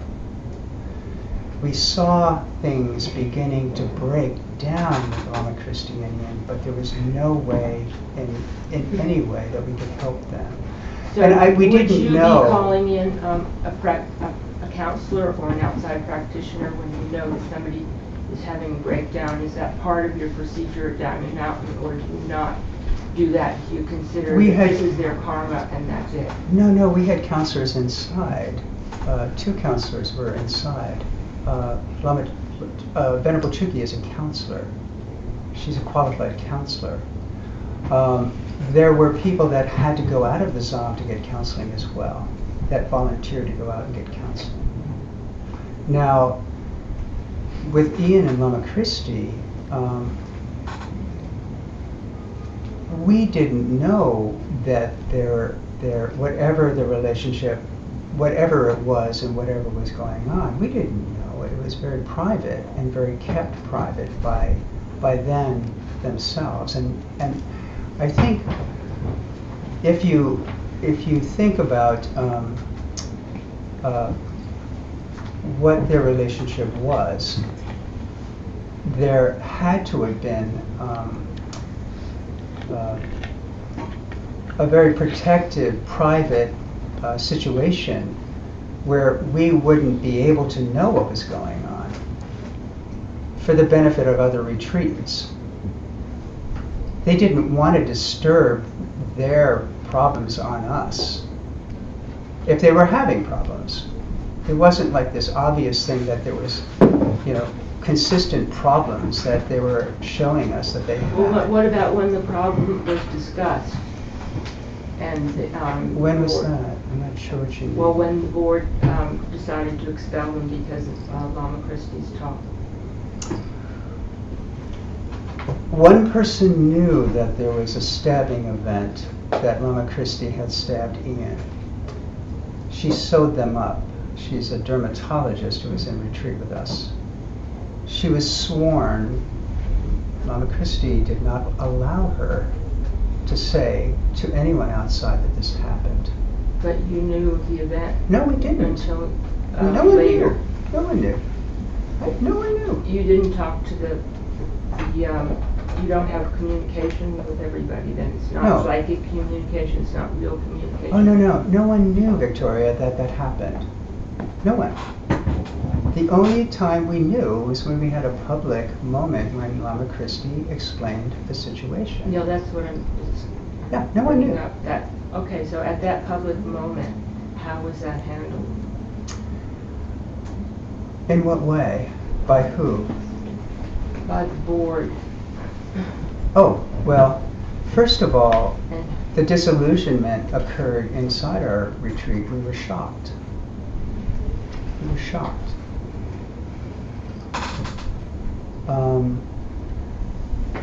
I don't know if you were there, but I understand that several people walked from the actual retreat. I've never been to Diamond Mountain. I was not permitted to go there, even though I asked to. I don't know. But I'm asking.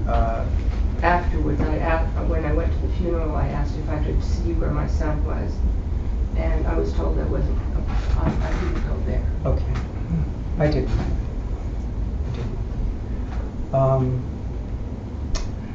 I think what happened was many people were shocked that came to that quiet retreat teaching, and several left.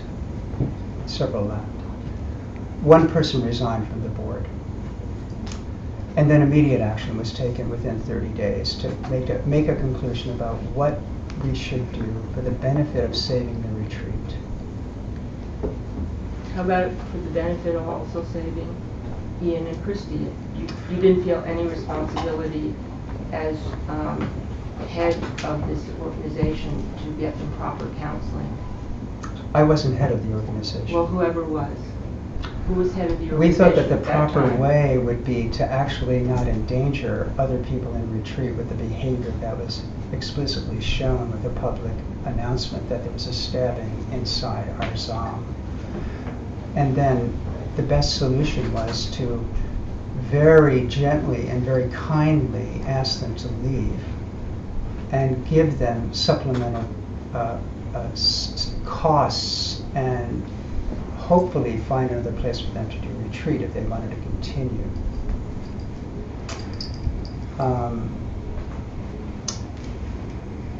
So much was done to make something extraordinarily easy for them to leave.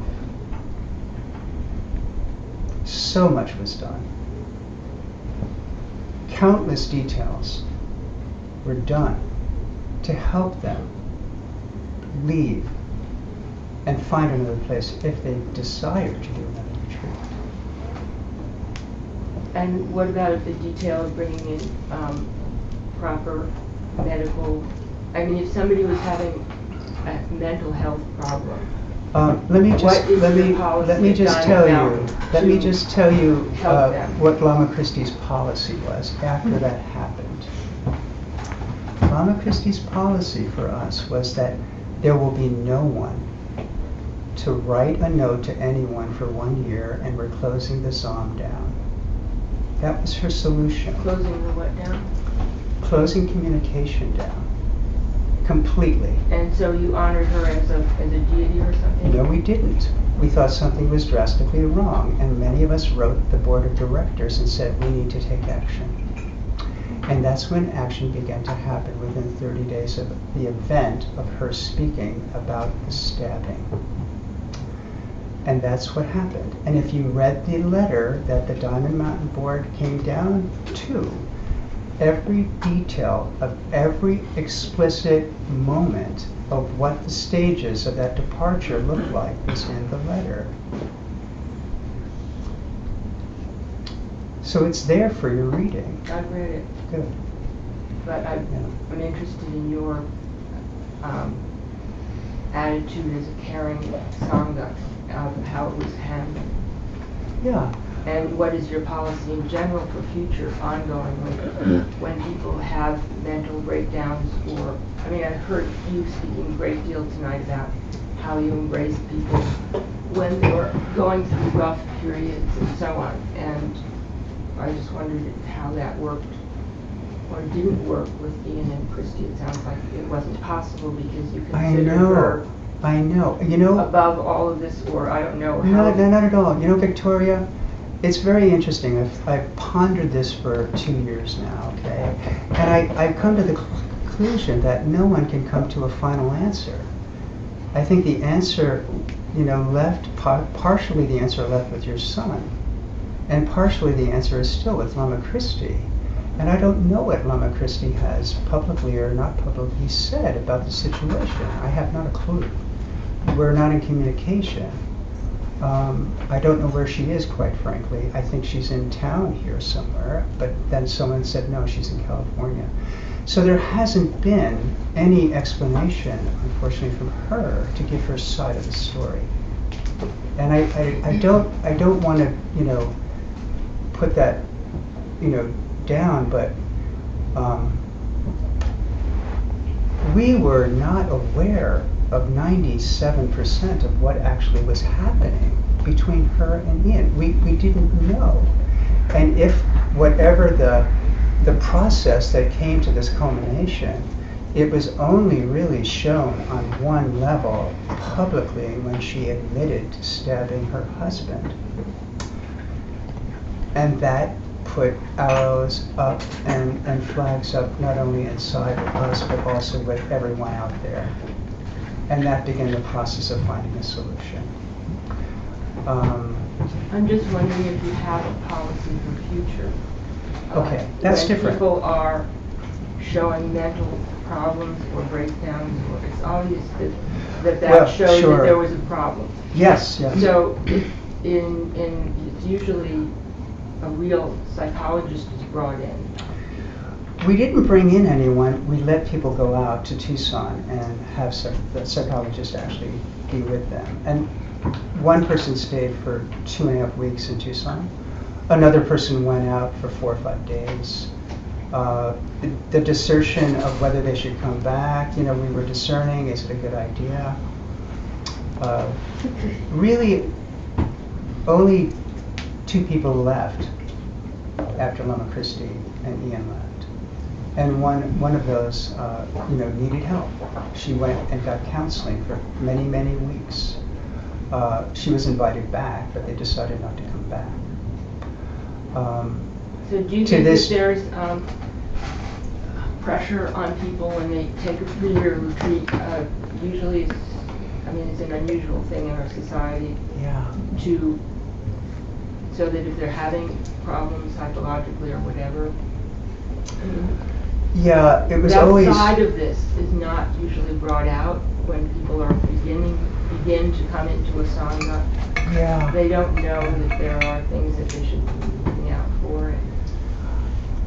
That's a hard one, Victoria. You can't read people's minds, and I don't mean that, you know, to be a cop-out on answering the question, but people can cover up neuroses quite well. There's a skill in covering up neuroses, and people do it extremely well. And, you know, the pressure of a 3-year retreat, you know, can make things happen to your mind and heart. And yes, you know, there is, you know, would I say that we should have a counselor 24/7 on the premise? No. No. we are very good at giving people guidance of what they need. We can't force anyone to do that. They have to do it on their own recognizance. So who gives the guidance? And actually, one more question, and other people have questions. Yeah. And if you want to see me later, we can discuss it. Or if you want to have lunch or something, we can discuss That'd it. be great. Okay. Yeah. But just to know, I loved your son deeply. And I was one of the few people that spent time with him the last 6 months. And, he was very special to me. We helped each other. He was very special to me. And right at the end, 3 months, 4 months before it happened, your son was in a very extraordinary place.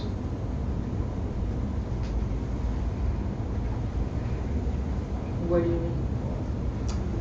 We'll talk about it. I can talk to you personally about it.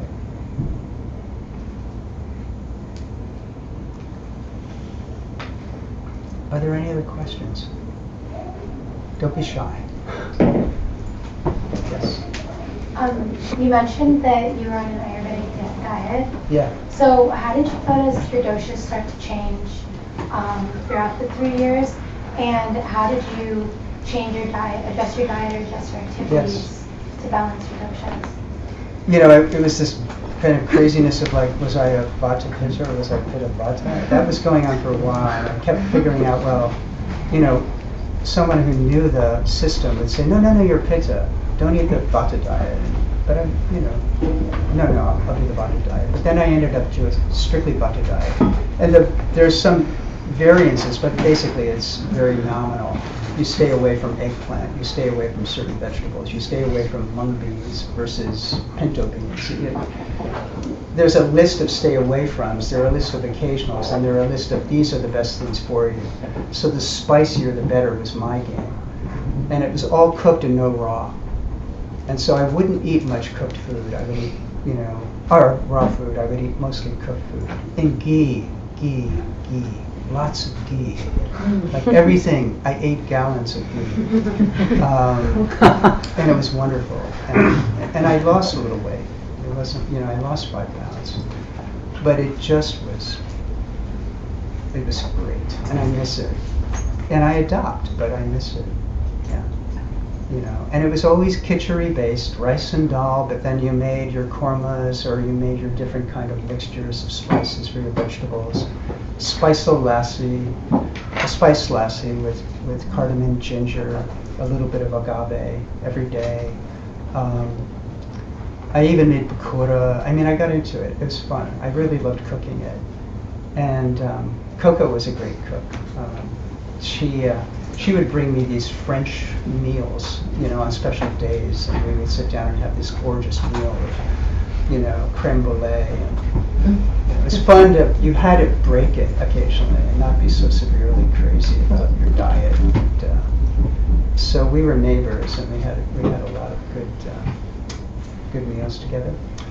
So my whole thing was to keep the balance so the winds wouldn't go in the wrong direction.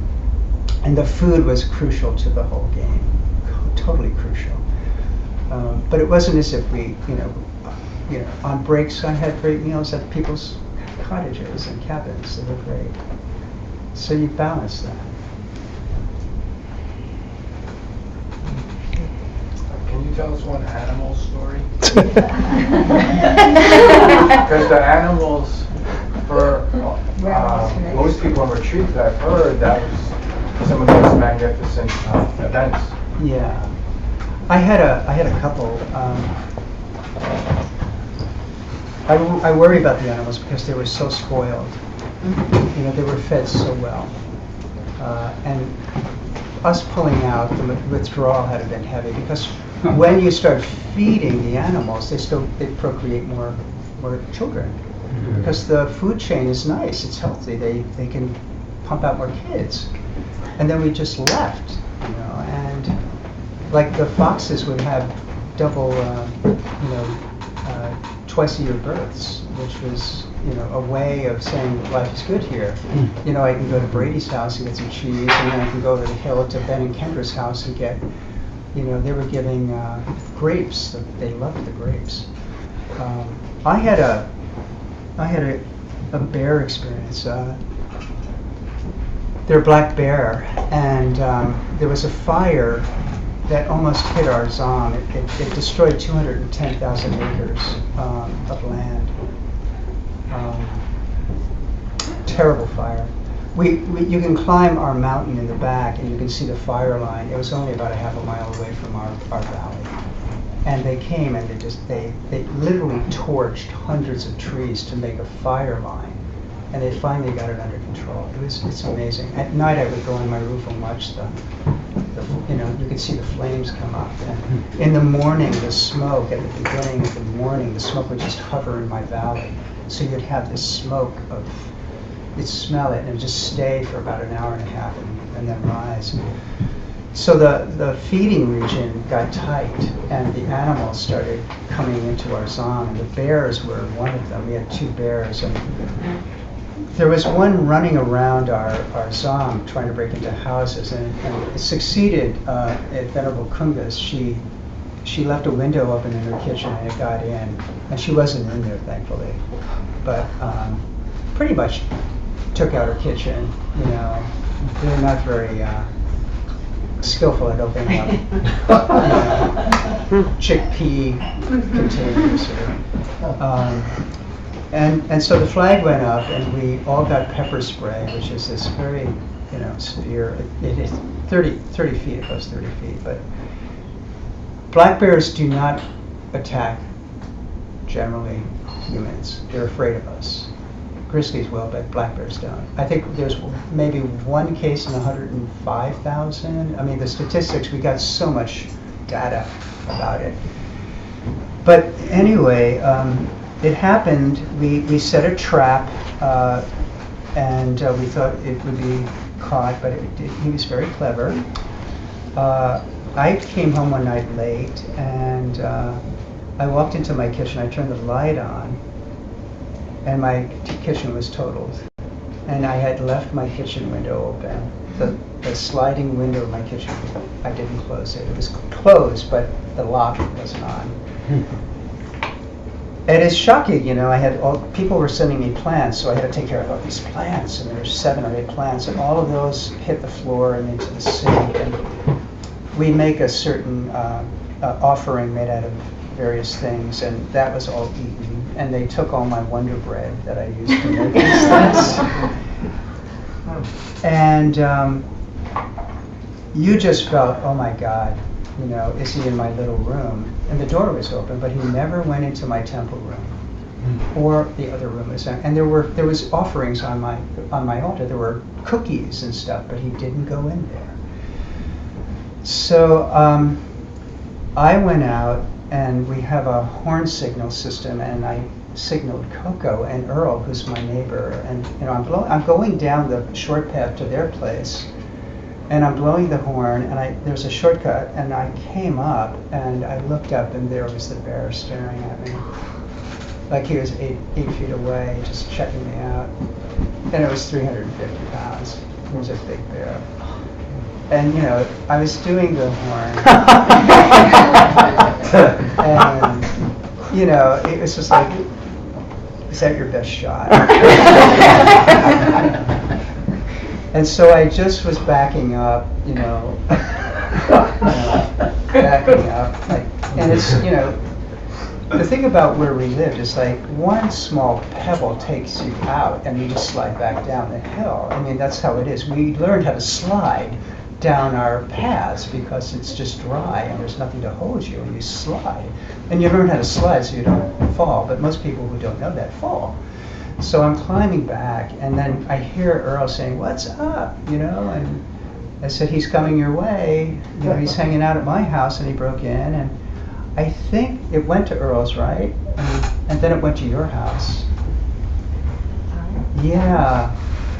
And then I'm cleaning up, right, for about an hour and a half, and there was a big paw print on my fridge that I kept for a while. But my window was 5 feet 5 inches above the ground, and he literally opened the window and climbed in.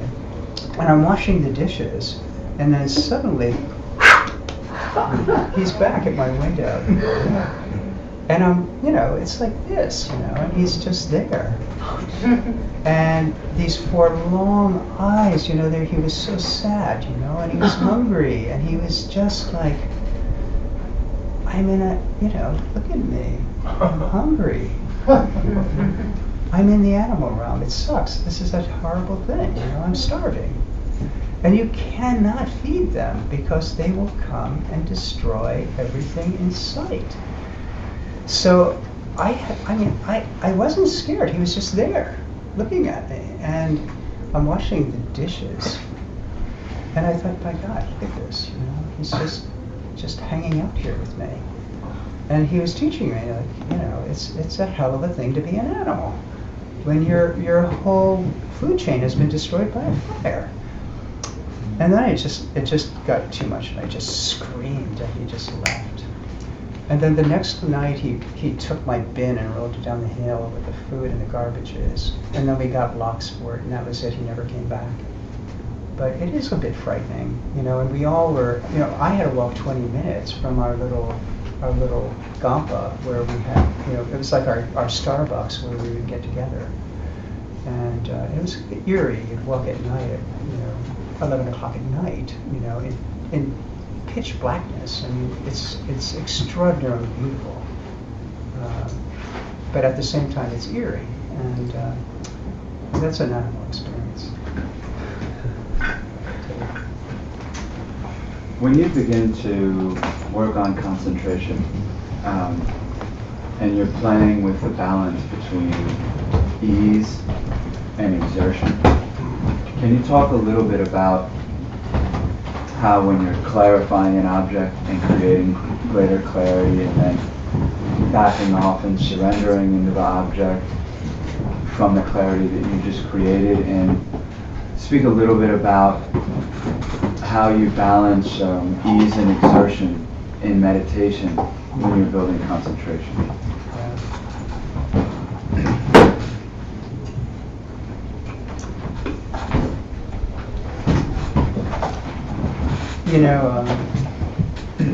Again, what comes to mind really is the breath. The breath will tell you exactly where the mind is. Any given moment in any given day of the week, you will know where the mind is because the breath will tell you where your mind is. And you work with the breath. In every system that I know, you work with the breath. You get a pulse on where you are. You begin the process of slowing things down, especially the pauses between the in and out of the breath. You hold those pauses longer. You bring the exhales out longer. You begin that process. And what begins to happen is the physiological aspect of the body begins to settle down. It's fascinating. You can watch it happen, literally.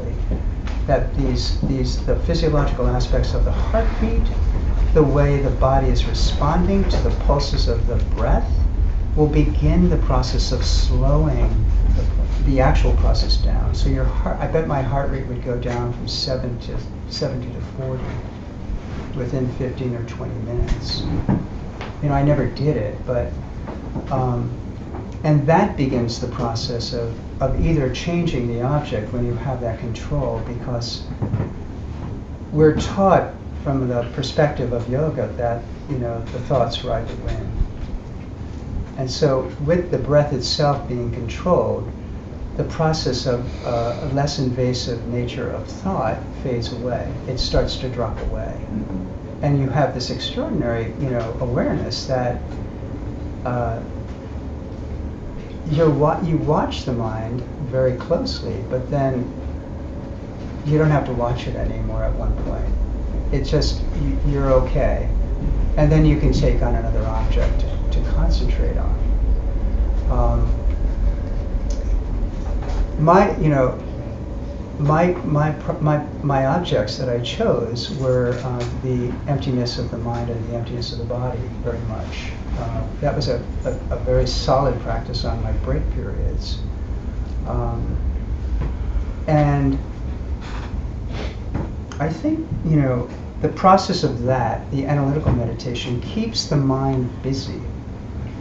It's very much like a koan, but it's a very powerful koan. It keeps the mind very radically busy to, slice away what is not the body or what is not the mind.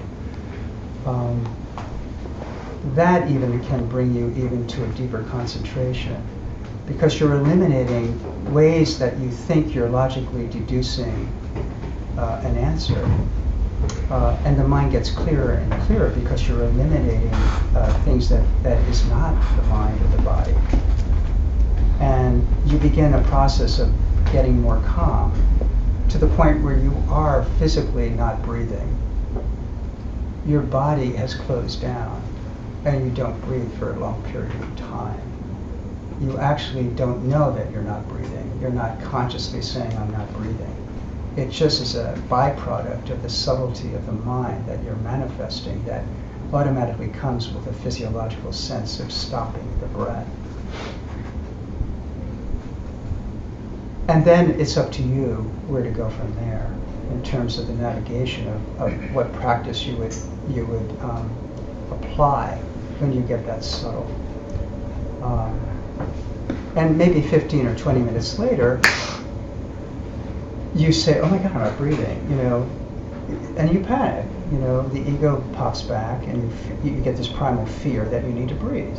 And it's absurd. You don't need to breathe. You can go for long periods of time without breathing. But in those places, you begin to actually, and can actually experience the winds shifting and those thoughts that are arising with those winds. And you're not actually mentally canceling them out. It's a different level of eliminating that process where that wind dissipates. And it's not a rational mental exercise. It's not that. It's something else. And you can actually control that process quite well to even get the winds to even stay deeper and not move. And those times you have to be skillful to take advantage of as to what you can apply in order for those winds to begin to dissolve into your subtle body, your central channel. And that's, those are things that we learn and we're trained in. What would be the object to finalize the dissolving of those winds. And it's funny, you can go from very gross mind to very, very, very subtle mind in an hour and 20 minutes. You can see the whole spectrum of how it functions. But then you know how to navigate back in. And so the period of time when you're actually navigating back in gets shorter and shorter and shorter and shorter and shorter. And then things can really start to happen in those places and those points. Anything else?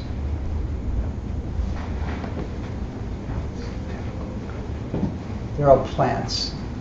Hi. Hi, I was wondering, just out of curiosity, I guess you're probably retired, but if you have any particular, plans or goals that you'd like to accomplish, or things that you'd like to do, not so much over the next few weeks or months, but over the next few years, or Sure. The next several years of your life, and if there's any way that the community here can support you in those efforts. That's sweet, thank you. Yeah, I've been roped in again by my teacher, nicely. One of the things that I want to do is take something off his plate. He's working extremely hard around the world to teach Dharma, and I feel that there's something I can do to get something out of his, full plate that I can take, and he can,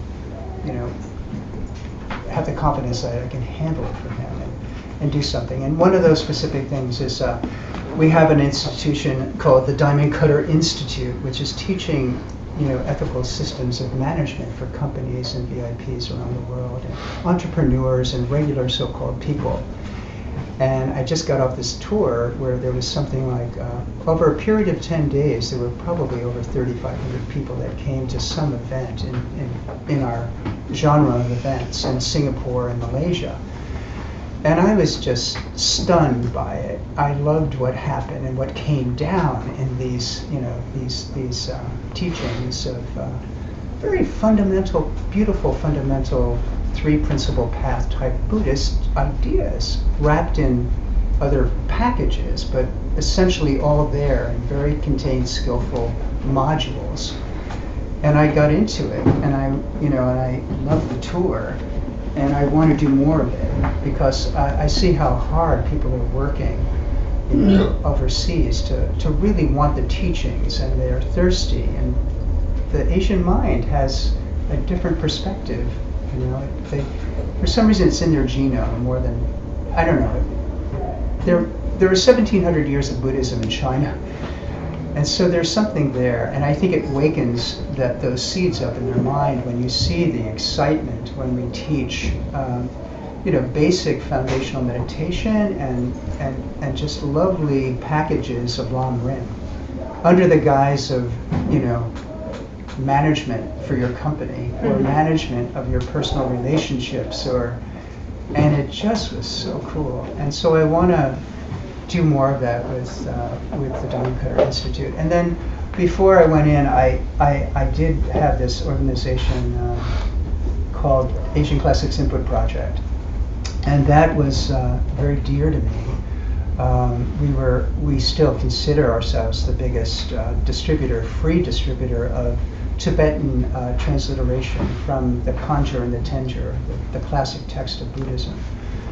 Probably 50% of arguably 50 or more percent of the academia world uses us for translation of great books from the Buddhist canon. And it's been functioning for 27 years, and I was part of that process for 12 years, and I helped it along. So I've got I just love the project, and I want to get involved in it and help. Well, there's a lot to be done. There's so much more data.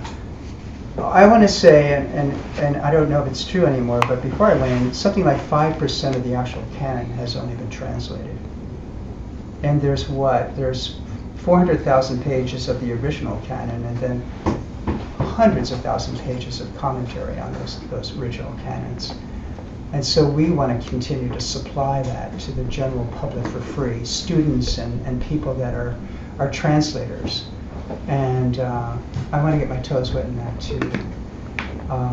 But I want to teach. Those three things are most important to me. I'd like to continue to teach meditation, and we have a beautiful tantric series, 18 courses. And I think they're very dear to me, and I would like to teach both the sutra and the tantra courses, over my next, whatever time I have left. I don't know. But those are some of the goals, and I want to take a vacation, and I want to see an ocean, because I haven't seen an ocean, and I have a picture of an ocean on my laptop. And I haven't had time to go somewhere to see an ocean and to go to a beach. And do you want to go to the ocean tonight? I'll take you. I was thinking I don't know, Maui. But that's one of my, and I want to go see a Philharmonic orchestra, and hear a symphony. I have this short list of things I want to do. And I want to make my practice continue, and continue to do short retreats. And if I would love to pull the talent pool in this room together to help two things: raise money for this place. We need to keep this alive in New York City. It's precious.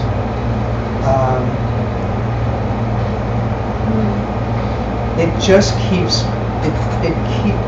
going on miracles, and we need to get it grounded in a foundation situation where we don't have to worry about 3 months of rent. And I would love that help Hector and Michael Wick and Stephen. You know, how do we do that? How do we begin to get some kind of a lump of money in the bank so they don't have to worry about where the next rent check is coming from? And then really, that's what happens here. And so, please help them. That will help me. And I want to help try to be proactive overseas with the 3 J's as well. People get it over there. They want to support you, and they know about you here, and they like what they see. And so that would help me tremendously to help Hector and Stephen and Michael to continue this sweet little spot in New York City. And we have to move. We have to get out of here. We're not on a lease anymore. We're on a month to month. We don't know what's going to happen. So there has to be something.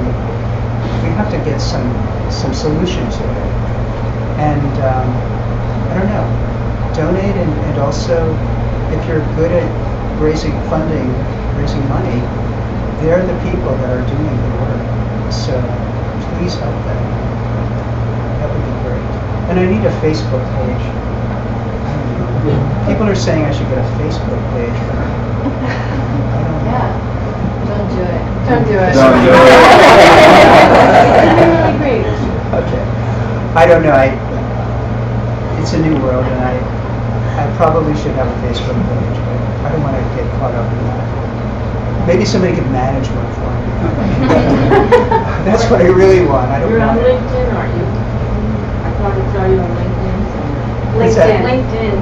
LinkedIn. Yeah, I thought I saw I you did. on I joined LinkedIn, but I don't know how the hell to use it. You know, it's just like, oh, somebody wants to be linked into you, and I accept. I said, sure, I'll link in. But I have no time. You could get lost in there, and just, I went one day and I was reading all this exciting news about someone, and then I wanted to read. I didn't know this person, and it was fun. But then suddenly it's like an hour and a half later. I don't have that time. I can't. The time is so precious to me at this point. So. But if I could get somebody to manage it. That's the thing with Facebook. Everyone needs a Facebook manager. Okay, that's my dream. That way I can check in and I can take a shot at the airport when I'm running to miss my plane. And I don't know, whatever goes on in that world, I don't know what goes on. But yeah, Not much. not much. Okay. Thank you for teaching, sharing. Jack. Thank you so much. So the flyer asked a question, it begged a question, why does it matter? So could you tell us why it matters? You want the party line or you want something else? No, I'm just kidding. No.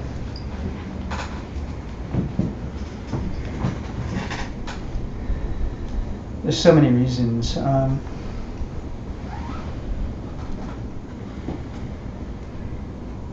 We have to learn how to change our world. There has to be a way, each one of us, to find a way, and we're doing it, I'm sure, to change the destiny of this beautiful planet of ours. I mean, on all levels, we know what's going on. Every level we have to fix.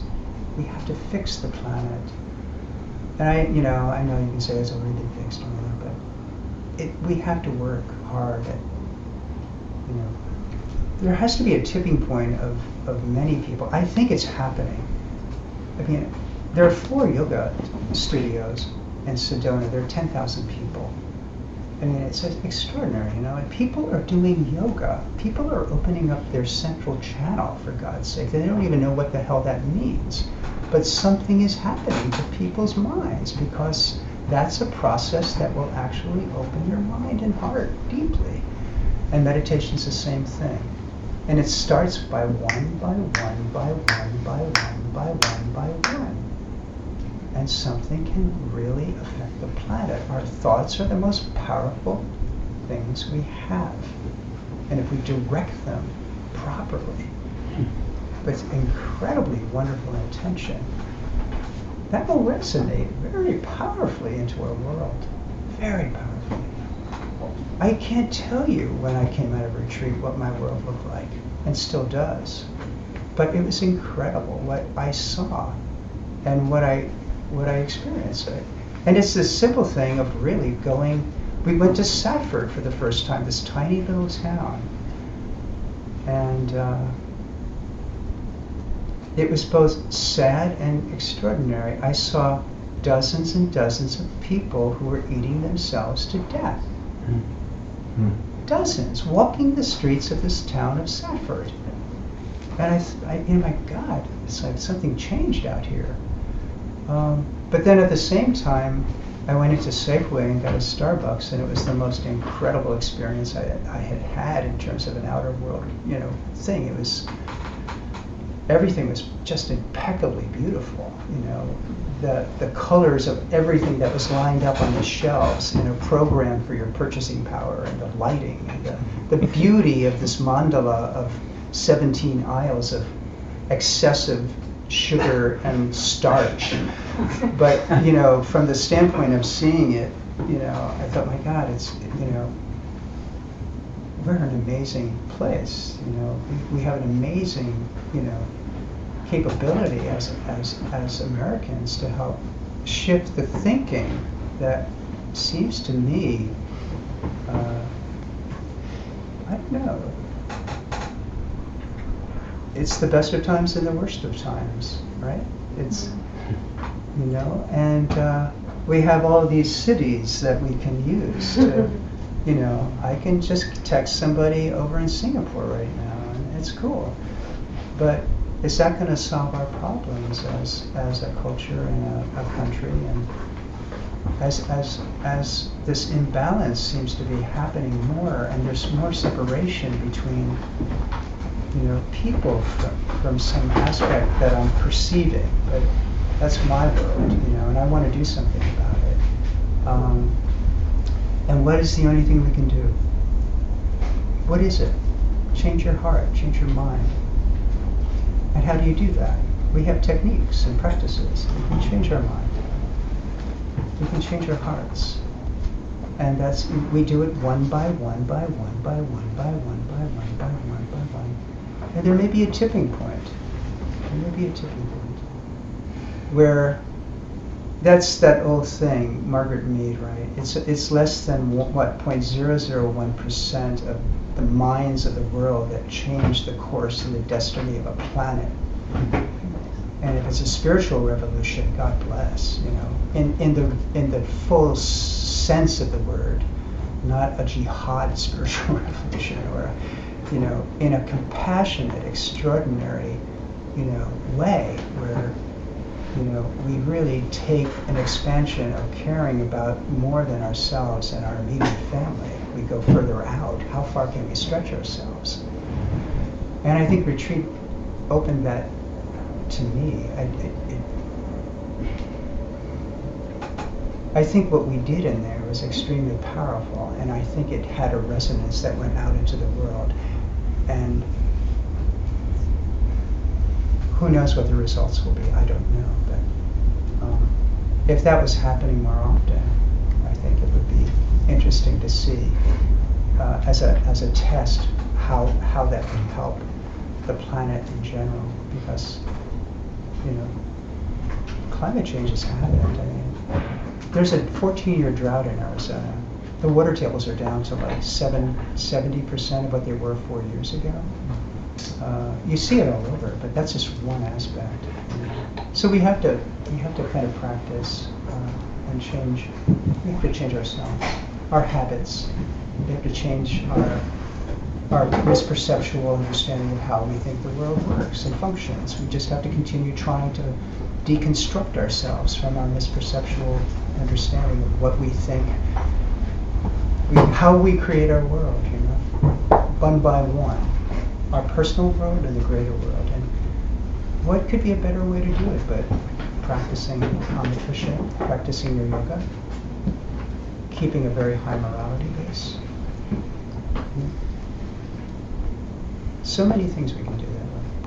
That's how we change. And it's all, It's all up to us. It's one by one by one by one. And it's exciting. It's happening. I really believe it's happening. And it's not just here. It's happening around the world. So, yeah. Thank you so much. Thank you.